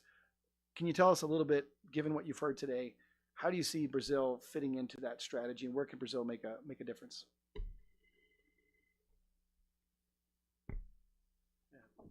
Thank you, Landon. I started off, with a very big picture, but then going through and, seeing the detail on the SAFmaps and, seeing the biomass potential. And we had a discussion in the side with a longtime colleague, we can expand it further. We can include, second core, and there's more opportunities of things we can do there. But what I'm really seeing is the same confluence of things that I saw previously in the U.S., where you, as you mentioned, you have academia going through and thinking very deeply, and they're working very closely with the decision makers in Brasilia, and then you have the industry, wanting the direction, and the interesting thing to me is figuring out, you know, how do we get the bioenergy? How do we get the SAF from Brazil to other parts of the world? In the current policy environment, it seems to be, you know, one of two things. You put the ethanol on a ship and then upgrade it somewhere else, or we figure out a way to have a robust international book and claim system. And so I see all the right players actually here in the room to work this. And it's really exciting to, you know, to see that happen. And so speaking of the right players, this is only going to work with the key support and participation of the airlines. So what I'd like to do is ask both Gol and Azul, you know, if you can describe a little bit about each of your sustainability plans and visions. How do you understand this broader topic that we're talking about? Yeah, please, Samuel. Okay, so regarding sustainability, it's worth highlighting that almost 100% of our Scope 1 emissions come from jet fuel burn. So we focus almost all of our effort on reducing the jet fuel burn. So we have 4 main pillars regarding sustainability. The first of them is operational efficiency or fuel conservation. We have 11 initiatives that are common to almost every airline that I've talked to, and such as single engine taxi, APU off, or APU 0 from Azul. And there are operational initiatives that we can easily do. Some of them are easy, some are not, but we can reduce 2 to 3% of all of the jet fuel burn by doing those initiatives. And the second pillar is fleet renewal. So at Go, we operate mainly 737s. Our fleet was composed of 100% 737s NG, which is the earlier version of the 737. And today, we are renewing our fleet to the 737 MAX, which burns almost 15% less fuel than the previous one. And moving forward, we have carbon offsetting together with Moss, and we have some projects of carbon offsetting. We have Meu Voo Compensa, where our B2B and B2C clients can offset their flights, and we also have the neutral routes as rotas neutras, where Go is committed to offset 100% of the CO2 emissions from those flights. And lastly, and more importantly, we have the SAF, which is the main topic of this event. And although SAF is not, there isn't a supply of SAF in Brazil. We have other alternatives such as book and claim together with RSB. And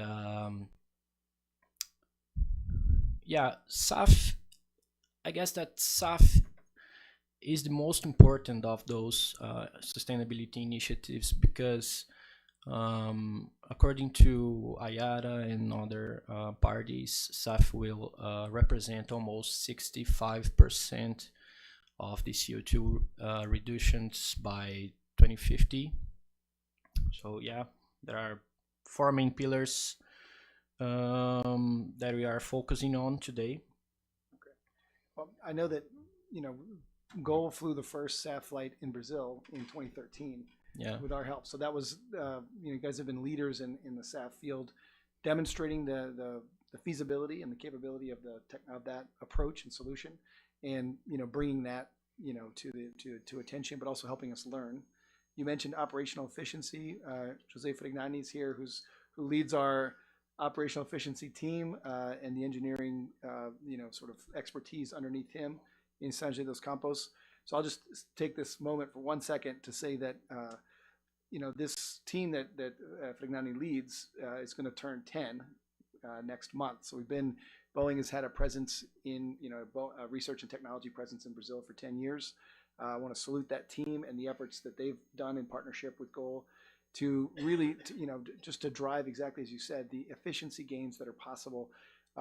These guys have created a lot of intellectual property here in Brazil. We just got our first 2 patents issued from INPE for stochastic mapping technology that we've worked in partnership with you that just helps the plane fly in a straighter, smarter line.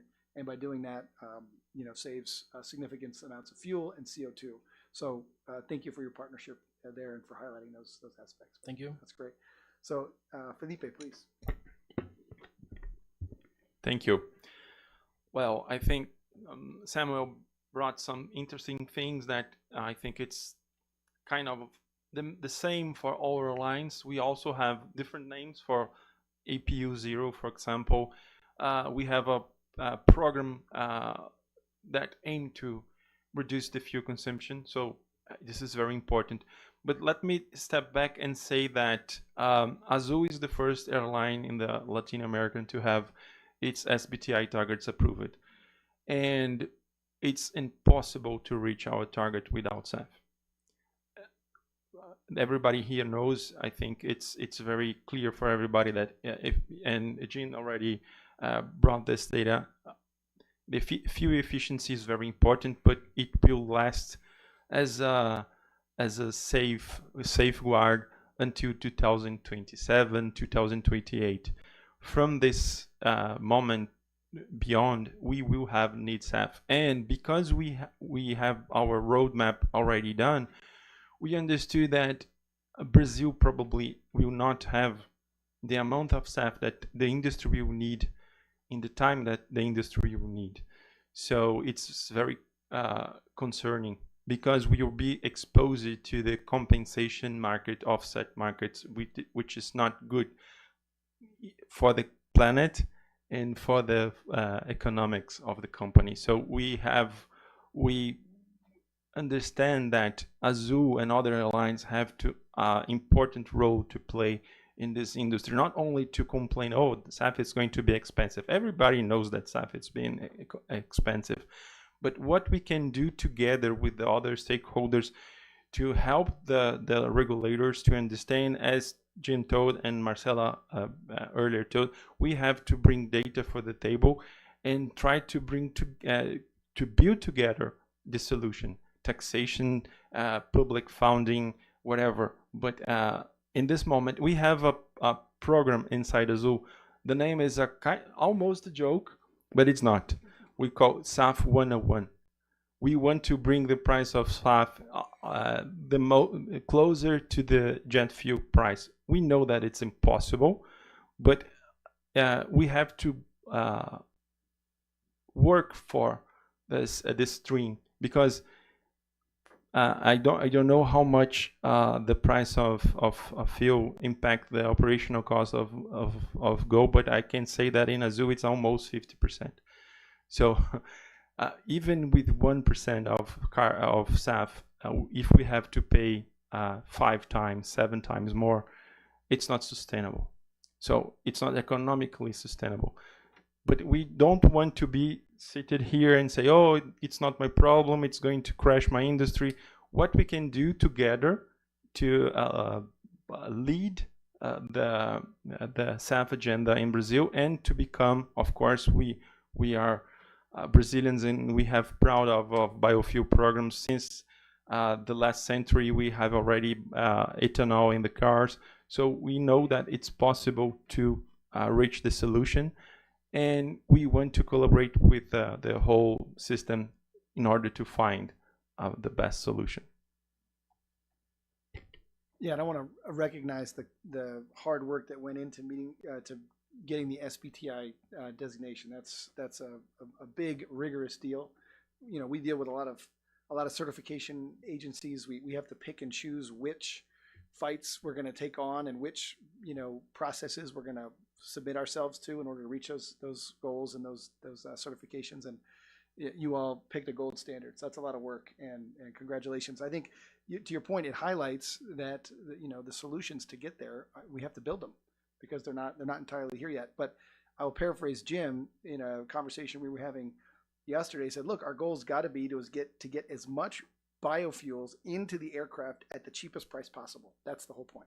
So the price is part of how you scale. You can't scale if you don't have a price that will fit into the market, right? So that's, I think your point is very well taken.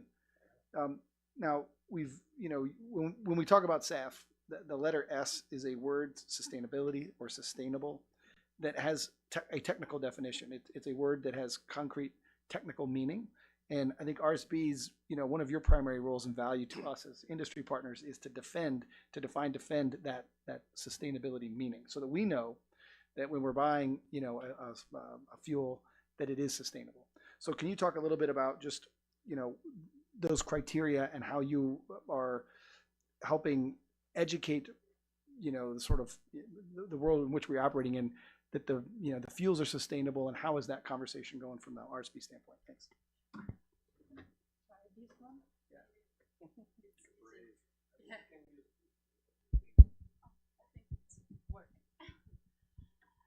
So yes, the idea and the mission of RSB is to put the S in the SAF.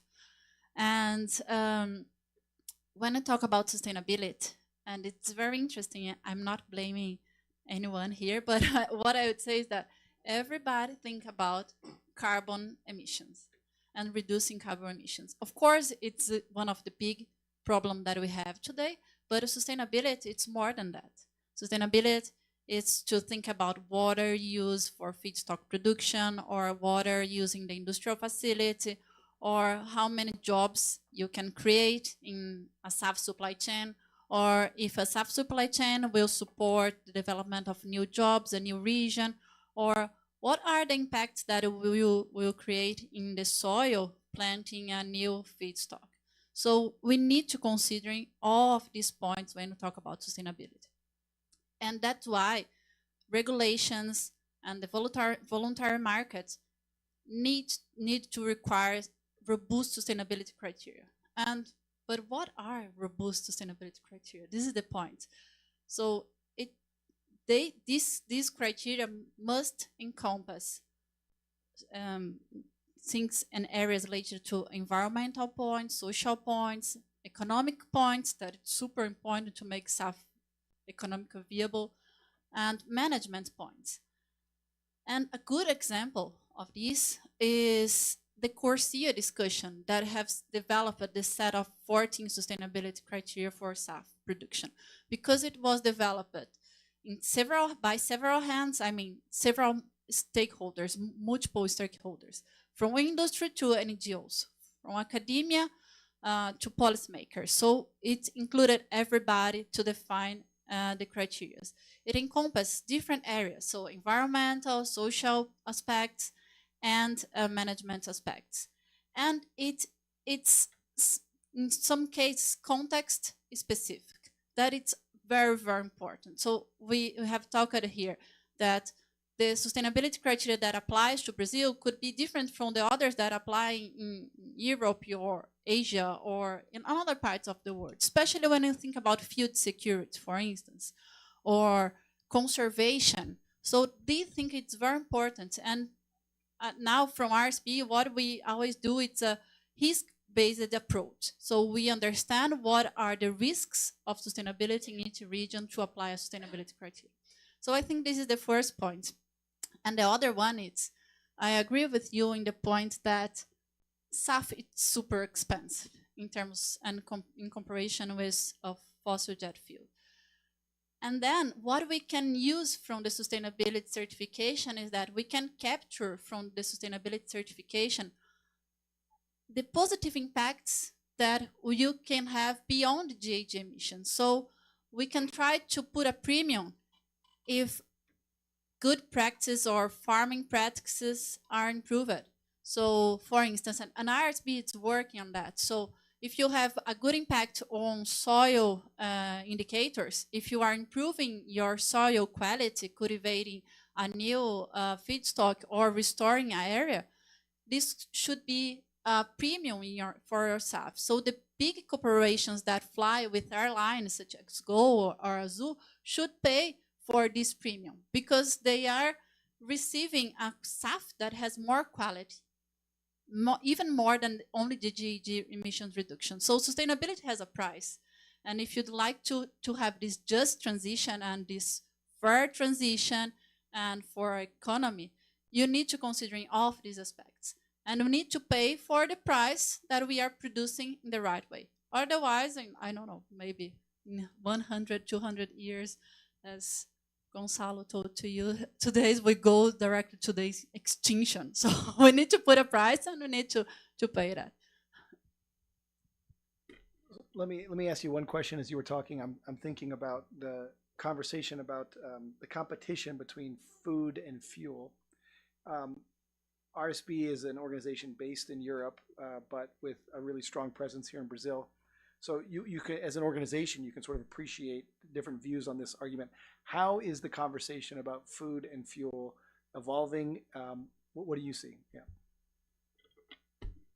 This is a good question, and Otávio did the same question for me 1 hour ago. And thank you, Otávio.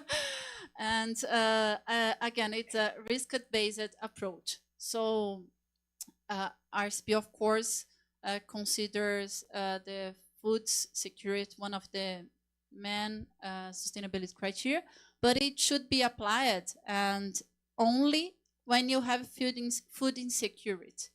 So there is a questionnaire that it's a screening tool where we can understand the security or insecurity in terms of food availability for a region. And if there is a food insecurity, so there is a different criteria related to sustainability to produce a fuel. One of the big numbers that we look for is the, I don't know how it's in English, but it's DH. It's developed HG, Human Development Index. Thank you, Professor Arnaldo. So this is one of the things that it's always evaluated.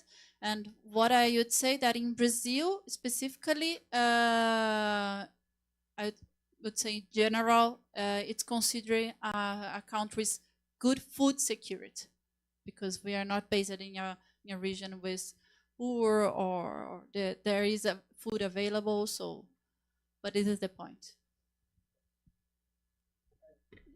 So Joaquin, this leads me to the Unicamp view on SAFmaps, because this issue specifically is addressed in one of the capabilities that you all have upgraded into SAFmaps. You have, food is addressed, right? The arable land and the appropriate land for cultivation. So I wanted to ask you, from the Unicamp perspective, you've built this amazing tool. We continue to partner and improve it. How do you envision taking SAFmaps and using it to influence decision makers, whether they're in the private sector or the public sector, whether it's influencing debates or informing debates around food and fuel? How do you envision using SAFmaps, and what can we do to accelerate that process? Okay, thank you. Well, bring data to the table. So that's what we are trying to do here. So collect information, make it publicly available, and especially producing good quality papers out there using the knowledge from the academia. But we need also to work closely to producers and also regulators, policymakers, and to interact with these guys and to see if the quality of the information and the type of data that we are producing here is valuable to the regulations. And I believe, yes, this is what we are doing. Of course, this is an ongoing process. So in this new version of the database, Arnaldo already mentioned that we are addressing not only costs, but also income distribution and other environmental aspects to make the overall assessment of the sustainability of SAF. And I believe with this new version, we can have a better and more comprehensive assessment about the sustainability of biofuels, considering the CORSIA principles, but not only CORSIA. we can change, we can make different assessments, we can try to, and this is part of a research project, we can try to establish some sort of ranking of each individual pixel here producing SAF, and this can be used for future regulations. So the idea initially is make this data available in English, in scientific journals based on SAFmaps, and with this procedure, I think we may inform policymakers not only in Brazil but every parts of the globe. So that's the idea. And of course, we are totally open for suggestions and collect suggestions from you to make it more useful. I think that your description of the use case to help, through academic research and publications and access to data, providing that access to help shape broad policy discussions and debates is a great use case. We were also talking about how it leads to production, right? So it can help suggest fertile areas for investment in production, and taking it down a level of detail, but it already helps frame the discussion in a helpful way for the productive sector, for the business sector to think about investments. But I appreciate that. That's great. Now we've got a tool that's different, but it's a similar in that it's designed to be open, accessible, and help shape conversation, which is the Cascade model. Jim, you talked a little bit about Cascade. Can you help us understand how you want to use that tool to influence conversations and help elevate the debate? Thanks. Yeah, thank you. So I think I turned it off. Yep, that's what I did. It's smart enough to know not to listen to all of us at once. So with Cascade, it's SAFmaps and Cascade serve a similar need in bringing data to the table, bringing knowledge. Having worked as somebody who informed policymakers for 12 years of my life, I know how critical it is that academia, industry, we work with the policymakers to make sure they have good data. That's how good decisions are made. And it's also important for industry in and of itself to have good data. It's the only way we can make good decisions about the future. And so the reason we put Cascade out there was to put data front and center. And within Cascade, there's actually no proprietary Boeing information. When you go and replace an airplane, within it, it would replace an existing Embraer with a new model. It would replace an existing Airbus with a new model. There's no switching back and forth because that's not the point of the tool. The point of the tool is to help us understand how we can drive down the CO2 emissions from the industry.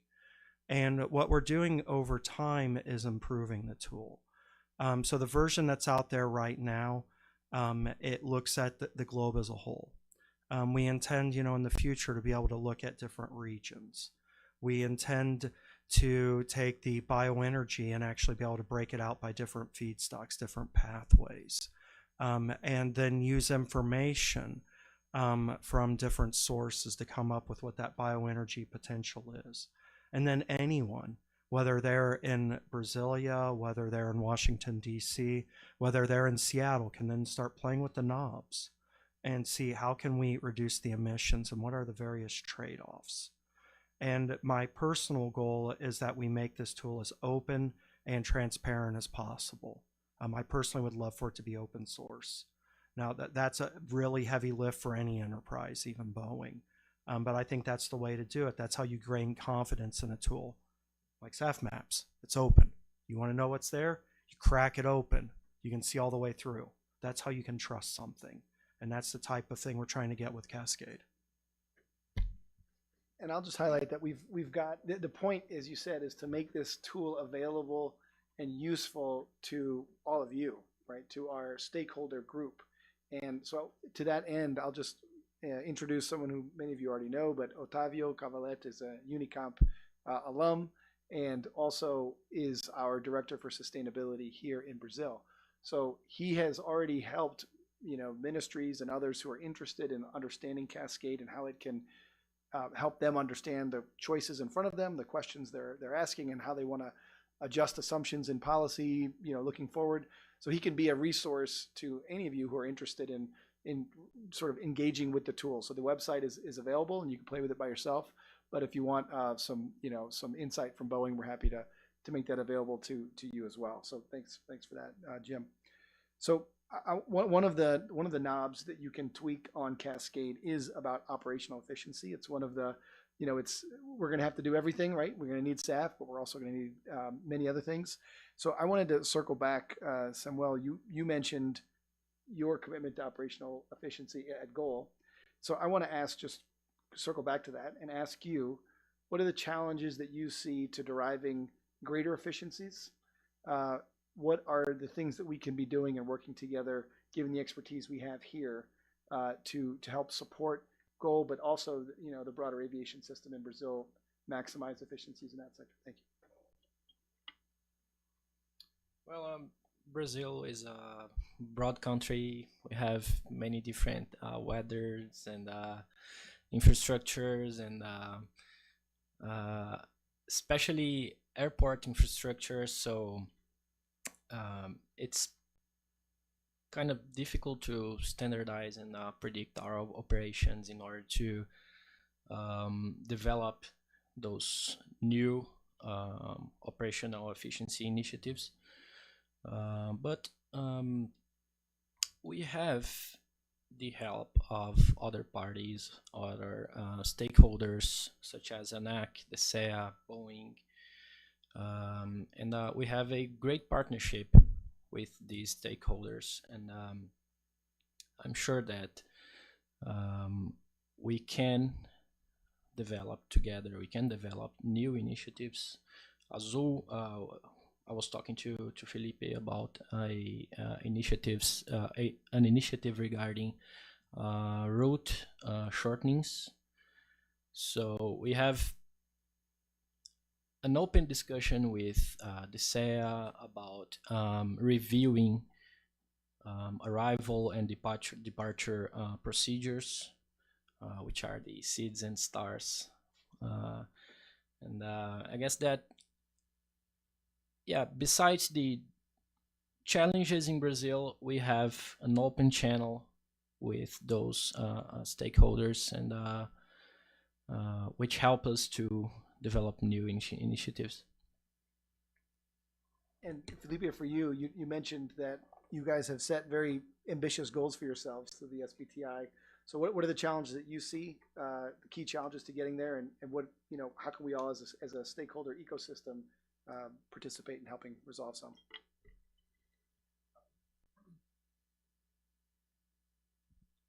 Well, I think I agree with Samuel. It's strange to say your name in English, Samuel. You can talk. You can call me Sam. It's okay. Samuel. I want to say you guys are getting along very well. I met him today. Brazilian thing. We are nice people. I would say that I think Boeing, Airbus, Embraer, and other OEMs could help us in developing technology to reduce the waste of time in soil, in ground. Sorry. The time that, for example, this program in Azul we call Rotas e ATC. We don't have a name in English for that, but we work together with ANAC, the SEA, and other air flight controllers to reduce as much as possible the length of the routes. And we are testing some initiatives to use AI to understand which is the best way to take off. So and for example, another initiative named APU Zero, we try to don't use the APU in the airports. But as Samuel told, we have infrastructure challenges in Brazil, so not all the airports are able to provide the infrastructure, the ground infrastructure to for us to use the APU Zero. But regarding the specific questions about SBTI, so we have a strong, very strong program of fuel efficiency since 2014. And as I mentioned, I think the main challenge is to have SAF available in Brazil for the right price. I really liked what Carol said about the externalities about that SAF will provide for the society, and of course society will be benefit at all. But my question, I think it's a very polemic question, maybe, it's who have to pay the bill? Because if only airlines, of course we have to pay also, we are responsible, but the benefits for the whole society. And if we have to internalize all the cost of SAF, at the end of the day, who is going to pay? It's the passenger. And in Brazil, a fragile industry, airline, as we have today, the possibility of reducing the demand of flights and impact the whole value chain, in the end of the day, the solution will not be that what we wanted, that it's to generate jobs, increase the sustainability of the whole chain. So as I mentioned before, I think the challenge is to work together to find the best solution, the balanced solution. Of course, we have a sustainability debt to pay all the society, and we have to pay this together. But we have to find a way, an intelligent way, that we are going to pay this bill. We are going to build a more sustainable world in the future, but without penalizing too much some stakeholders than others. Yeah, and I think that you're absolutely right. The price, like I said, it's got to be, the solution has to be value. To use Jim's word, it has to have value. If it doesn't fit in the market, then it can't be scaled. I think scale is one of the reasons why we don't have value, right? So we've got to jumpstart the process. And I think the example of Brazil in the 70s just creating an ethanol industry because it decided to do that. That is a great historical fact that demonstrates that it can be done, right? So, that's why it's so important to me to have groups like this, events like this, conversations like this that put Brazil in the center of the conversation, because that's where Brazil belongs. And if we're going to take seriously the commitment that you all made through IATA, that we made through ATAG, that the governments made through ICAO, all three sets of stakeholders have committed to net zero by 2050. If we're going to take that seriously, then we have got to put Brazil in the leadership position that it deserves. And I really appreciate all the tools and the stakeholders that have come together to talk about that. But that's a great point. So let me turn to Joaquin, just to ask. So what we need in order to bring Brazil, online are promising pathways, right?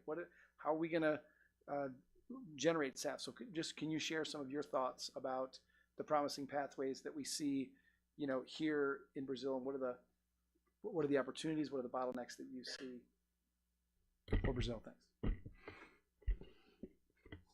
Well, for the short term, let's talk, because it's critical. We need solutions for the short term to start something already. I would say that we don't have critical problems in terms of feedstocks. So we can have access in the short term to different biomass solutions. In terms of pathways, considering the conversion technology, I would say that it doesn't make much sense not to explore the alcohol to jet, because it's obvious. For us, it's obvious solution. Either producing SAF locally or exporting ethanol. Well, this is an option that we have. Another option that we have is HEFA, especially from soybeans, but not only. Again, we do have access to the biomass, so access to the feedstock is something that very special for SAF, but not only SAF. And but we do have some limitations, as you mentioned. Here in Brazil, logistics is a problem. We already talked about this in this panel. And I have another concern here for our specific case is the cost of capital. These industries, they require a lot of capital investment, and the cost of capital in Brazil is critical.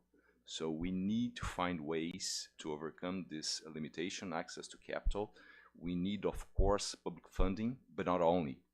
We need different solutions, combine different alternatives, but in terms of pathways, I would say for the short term, it doesn't make much sense not exploring alcohol to jet and HEFA from soybeans. But again, we have potential to explore multiple solutions, especially in the mid and long term.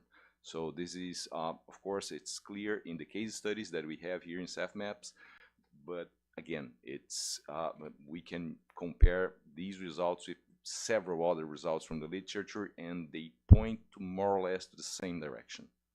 Okay. And I'll just mention our competitor. We were together in Chile, actually with Marcela, a few weeks ago, and they unveiled a study they did with LATAM and MIT that highlighted, if you looked at the nth plant, right? So not the first plant or the second plant, but once you'd achieved scale, that the ATJ unit cost was the most competitive. So as we think about cost, it is, you got to be focused on where can you achieve that the lowest cost. Now the truth is going to take everything. We're going to have to do everything, but as we think about scaling up a solution that's going to make a difference, I think you're right to point that out. You mentioned logistics as one of the bottlenecks. So one way to overcome logistics is just to not have to transport the fuel, right? So that requires a book and claim system, which we've heard about. Carol, maybe you could comment a little bit. I know that RSB is driving some of the work around book and claim. If you could describe the work you're doing and what you've learned. Thanks. Thanks, Lando. Yes, I consider, and not only I, but a lot of stakeholders, especially from the aviation sector, book and claim a powerful solution to support the decarbonization, the fossilization of the aviation sector now, and to promote the use of SAF, especially because I don't know if everybody here is familiar with the book and claim, but when you have materials moving along the supply chain, the attributes of these materials need to be tracked, documented, and checked. And this is the chain of custody.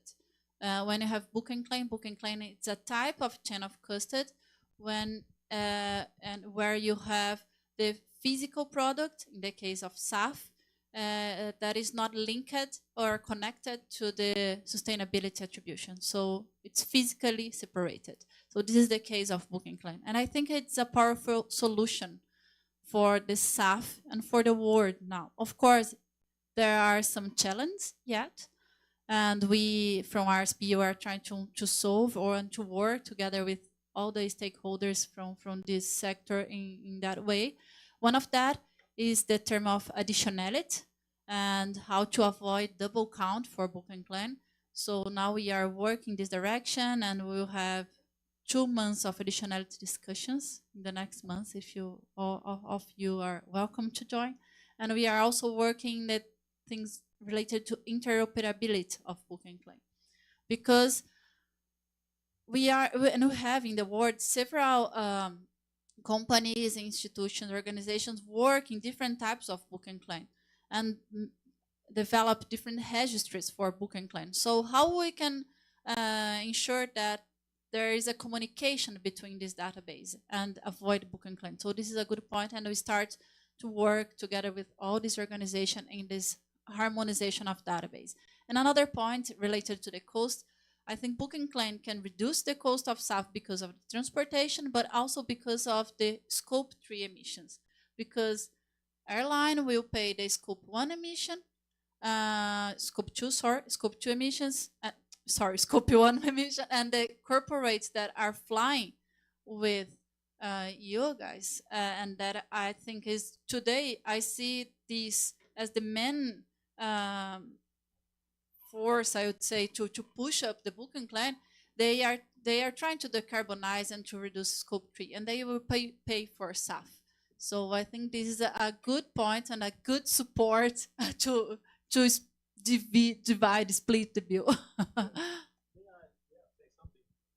This is very nice.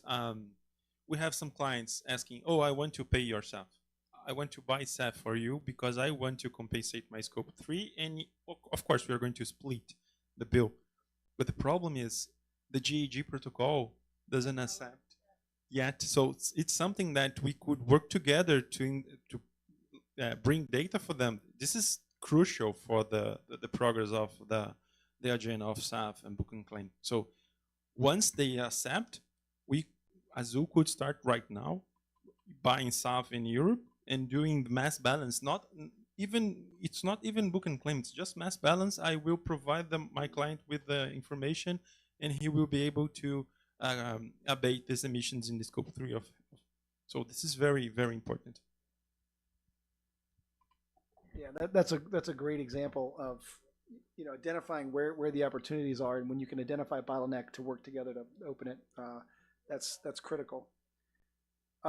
So I want to turn to Jim. There's a moment where you were talking about, Felipe, you were talking about, the need to bring new technology to this, to the table to help drive solutions.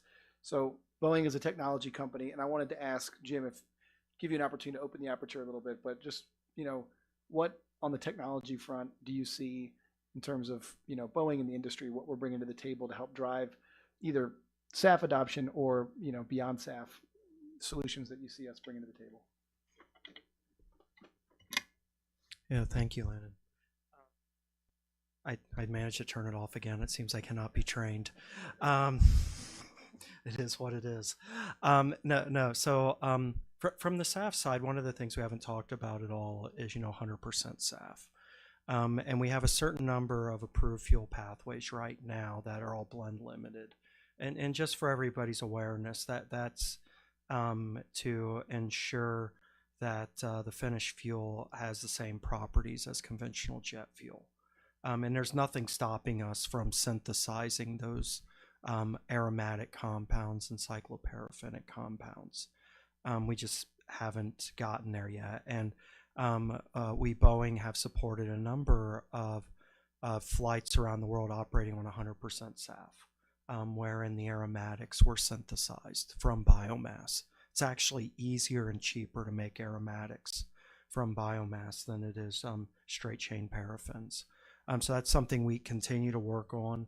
And while we're pursuing that through ASTM, we've also stood up a working group within the, I'm going to mess up the acronym, so I'll just say an international working group, to go through and think about what amount of aromatics, how far could we reduce that down to? I personally don't think we'll ever get to zero. I'm not sure it's needed either, but we can definitely get below the 20 to 25 that jet fuel is today and get it down, in a range of around 8% with bioaromatics. And that would be a lot of goodness there. So that's, something we're doing on the demonstration side. On the technology side, I mentioned during my talk the sustainable flight demonstrator that we're doing with support from NASA, which would be a step change from the tube wing configuration we've been flying for 70 years. That is a big deal to go to a different configuration, and that's really exciting. We could get some efficiency improvements from the airframe. The wings would be up higher. It could enable the continued marching of improvements in engine fuel efficiency by going to higher and higher bypass ratios. So there's a lot of opportunity there. We're working with partners to explore a step change in electrification with an electrified propulsion flight demonstrator. Work we're doing with NASA sponsorship with GE to understand what we could do with short-range aircraft. And that's on the demonstrator side, but I really have to emphasize WISC. It's a wholly owned subsidiary of Boeing, Urban Air Mobility, wherein we are working to certify an autonomous aircraft, 4-person aircraft that could travel 100 miles. It could be, if you're able to, use it, it could be a game changer in places like Sao Paulo in terms of getting around. If you get the chance to see the aircraft, it's really something to behold, because you get into the cockpit. There are no controls. I mean, think about it. You get into the cockpit of an aircraft and there's no controls there. There's no stick. That's how devoted we are to this aircraft being fully autonomous. Yeah, I understand this is a tall hill to climb in terms of, certifying autonomy, but it's the right hill to climb, because if you're going to do something, go all in. So those are a number of the things that we're doing that are really, really exciting. And I've been out to Palo Alto. I've seen Whisk operate, and I was in it in San Francisco at APEC. Not only does it have no stick, it has no doorknob. So when you're inside the aircraft, you can't open the door. You're not supposed. Yeah, you're in it. But it sort of launches so many interesting conversations, like the certification of autonomy. How do you certify an aircraft that has no pilot when the pilot is sort of the point of reference for so many of the certification questions, right? So just beginning to think through that problem and positioning Whisk to be the first fully autonomous aircraft for consideration of certification in the commercial aviation system is fantastic. So thank you for highlighting that. And also you mentioned the many SAF demonstration flights we've done. I'll just highlight one notable recent SAF flight.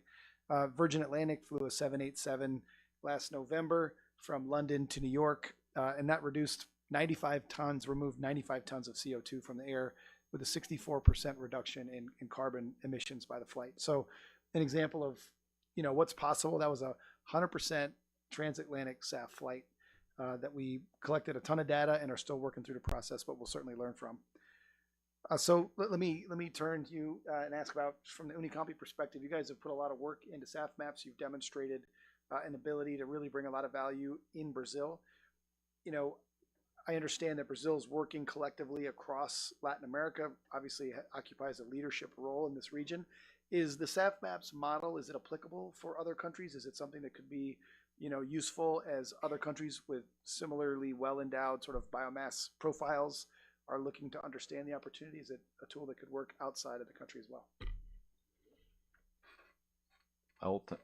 Thanks a lot for this question, because this is our aim, actually. So in the medium term, I think we should expand SAFmaps not only for the whole country, but also Latin America countries and other parts of the globe with similar conditions. So can you imagine having something like SAFmaps for Africa or Southeast Asia? I think it's in the radar. We need to work on that. Of course, there's a lot to do here in Brazil, but I believe we need to expand this same thing, the same type of analysis for Latin America countries, because we have lots of synergies. Imagine what we can do with our colleagues from Paraguay and other parts of South America. And I think, yeah, that definitely, and we need to keep this in mind and propose new projects with this aim, for sure. It just seems to me a complementary component of cooperation, right? So cooperation means exploring book and claim as a system to facilitate logistics and the commercialization of SAF production where it is. This is another element that says, okay, as a region, we have this productive capacity. So you could couple those, a deeper understanding of production and price of SAF in the region with, a cooperation aspect around, selling it through the book and claim system. That's great. Great, thank you. All right, I want to ask Carol, I want to ask you, we were talking about, SAF obviously brings a lot of benefits in terms of GHG reduction, but one thing that's important, particularly from a political economy standpoint, as we look to promote SAF, is to explain the jobs opportunities for this, this whole industry that we're talking about. I think RSB's done some work on this, right? Understanding the social impact of this. Maybe you can speak to that. Thanks. Yes, and actually one of the things that we are developing now, and always in partnership with Boeing, it's a project funded by Boeing, it's the RSB Academy, that is to building capacity on the sustainability world. And we have some course that will be launched, be finalized now for SAF, especially for SAF, for sustainable feedstock. This one will be developed here for Brazil. And I think this is quite important, and it's also aligned with Marcela from ANAC mentioned that in terms of put stakeholder together, bring data to the table and show and building this capacity not only for people that is working in this sector, but also people that comes from the other sector to understand. We are also working and discussing with Boeing in terms of social life cycle analysis, if I can say things like that. Yes, it's to understand the number of jobs that you can create. And the guys from, if I'm not wrong, maybe Mateus and Erivaldo were in this work that was developed in CNPN Otávio as well. They did similar thing for second ethanol generation here in Brazil to understand what is the potential of social development. And so I think it is, again, this is super important. And just to finalize, this project that we are working, the impact indicators related to positive impacts of water use, soil use, it's also partnership with Boeing, and I think these results can also be incorporated in the future in the SAFmaps. Somehow we can understand how we can do that, because considering that you have also indicators for water, for soil, it's something that we can work together and see how we can try to incorporate. Yes, to bring more credibility and robustness for the platform. Yeah, that was a compelling. We had a great conversation with Gonzalo this morning, and that was a point that he made that I think we agree with, but I'm not sure is as well understood as it should be, that there's a lot of job opportunities here related to the development of this. Obviously, there's an export market, but it's an export market in a job-intensive industry, and that's a point to highlight, and the work you're doing to draw that out, I think, is really useful.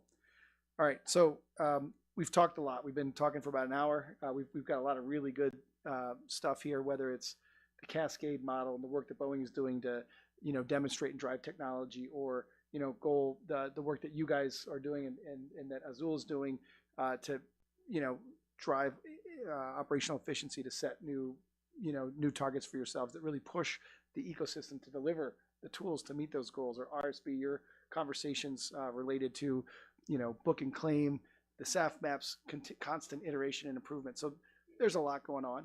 I wanted to give everyone sort of a last opportunity just to sort of share a parting thought.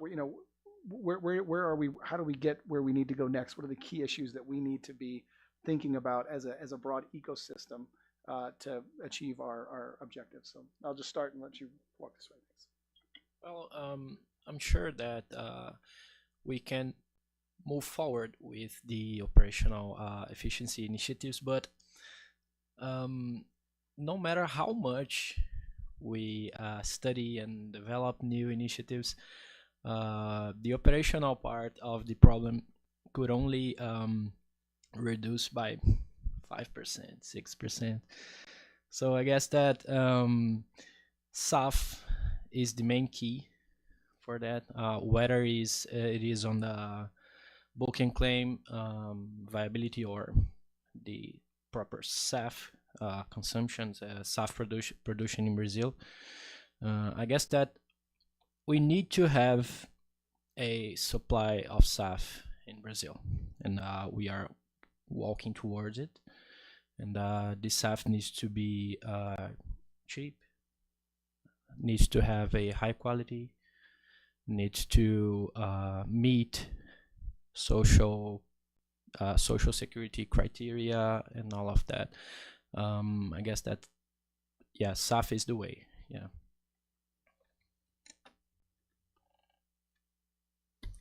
I would just like to start by saying thank you for this event, because it's events like this where we collectively will get to the solution. It's events like this where we come from various different places and we listen to each other. We talk about our issues, we listen, and where I think we're going to find solution is when we come together and we're honest with each other, and we talk about what's hard, and we talk about why things aren't working, because what we're trying to do is incredibly hard.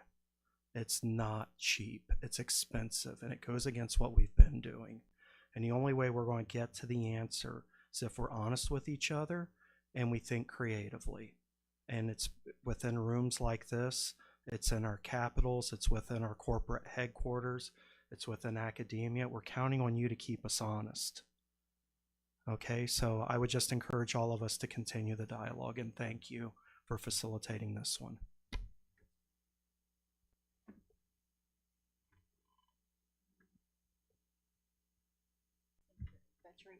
espanhol. So I start saying thank you as well. So it was a big pleasure to be here. And to finalize, I will just tell you a quick history, really quickly. Last month, the RSP team met in Spain. We are a global and virtual team, remote team. So we meet once a year in one place to meet and know each other. And we were in Spain. And then we were challenged to develop a lotion for our hands. And that if you use this lotion, you would achieve the success and the sustainability. So what would be the ingredients of this lotion? We need to develop it. And mine, I was very proud, that's why. And it's Brazilian. It's the name of my lotion was B, letter B, come. The things of become and turn. And the ingredient was bromelia, that it's a plant for Atlantic forest, and bromelia it's a plant that encompasses a huge community and ecosystem, so we have a lot of stakeholders in interaction. The second one was bees, because bee has an impressive system for communication. And the third one was buriti, that is also a native plant for Amazon, that has a huge capacity for restoration and resilience, that I think that we need to transition to a sustainable economy. So this is my message, and I think that we are here, and SAF can be and can fit perfectly in this sense. I just have to say one thing, which is I just love Brazil. That is such a Brazilian takeaway. I love it, and it sort of reminds me of the great camaraderie between Felipe and Samuel up here, who just met each other. You guys, I mean, we have to engage this decarbonization and sustainability challenge around the world, but doing it in Brazil is one of the most fun places because of you guys. Thank you. Well, also, thank you for the opportunity to be here, and this one of the missions of the university to serve as this place to have all you here to communicate. And as one of the members of the SAF team, the SAFmaps team, I think it's important to invite you to collaborate. We need more information, and our idea is to inform well policymakers, regulators, investors, all stakeholders, society in general. So we need good quality information and make this platform useful, so people want to use the data and especially rely on the information that is there. So we need good quality input and interaction with different partners from all sectors, all industries. So please join us in this effort, and hopefully we can interact even more. So thank you, Boeing, and all our partners.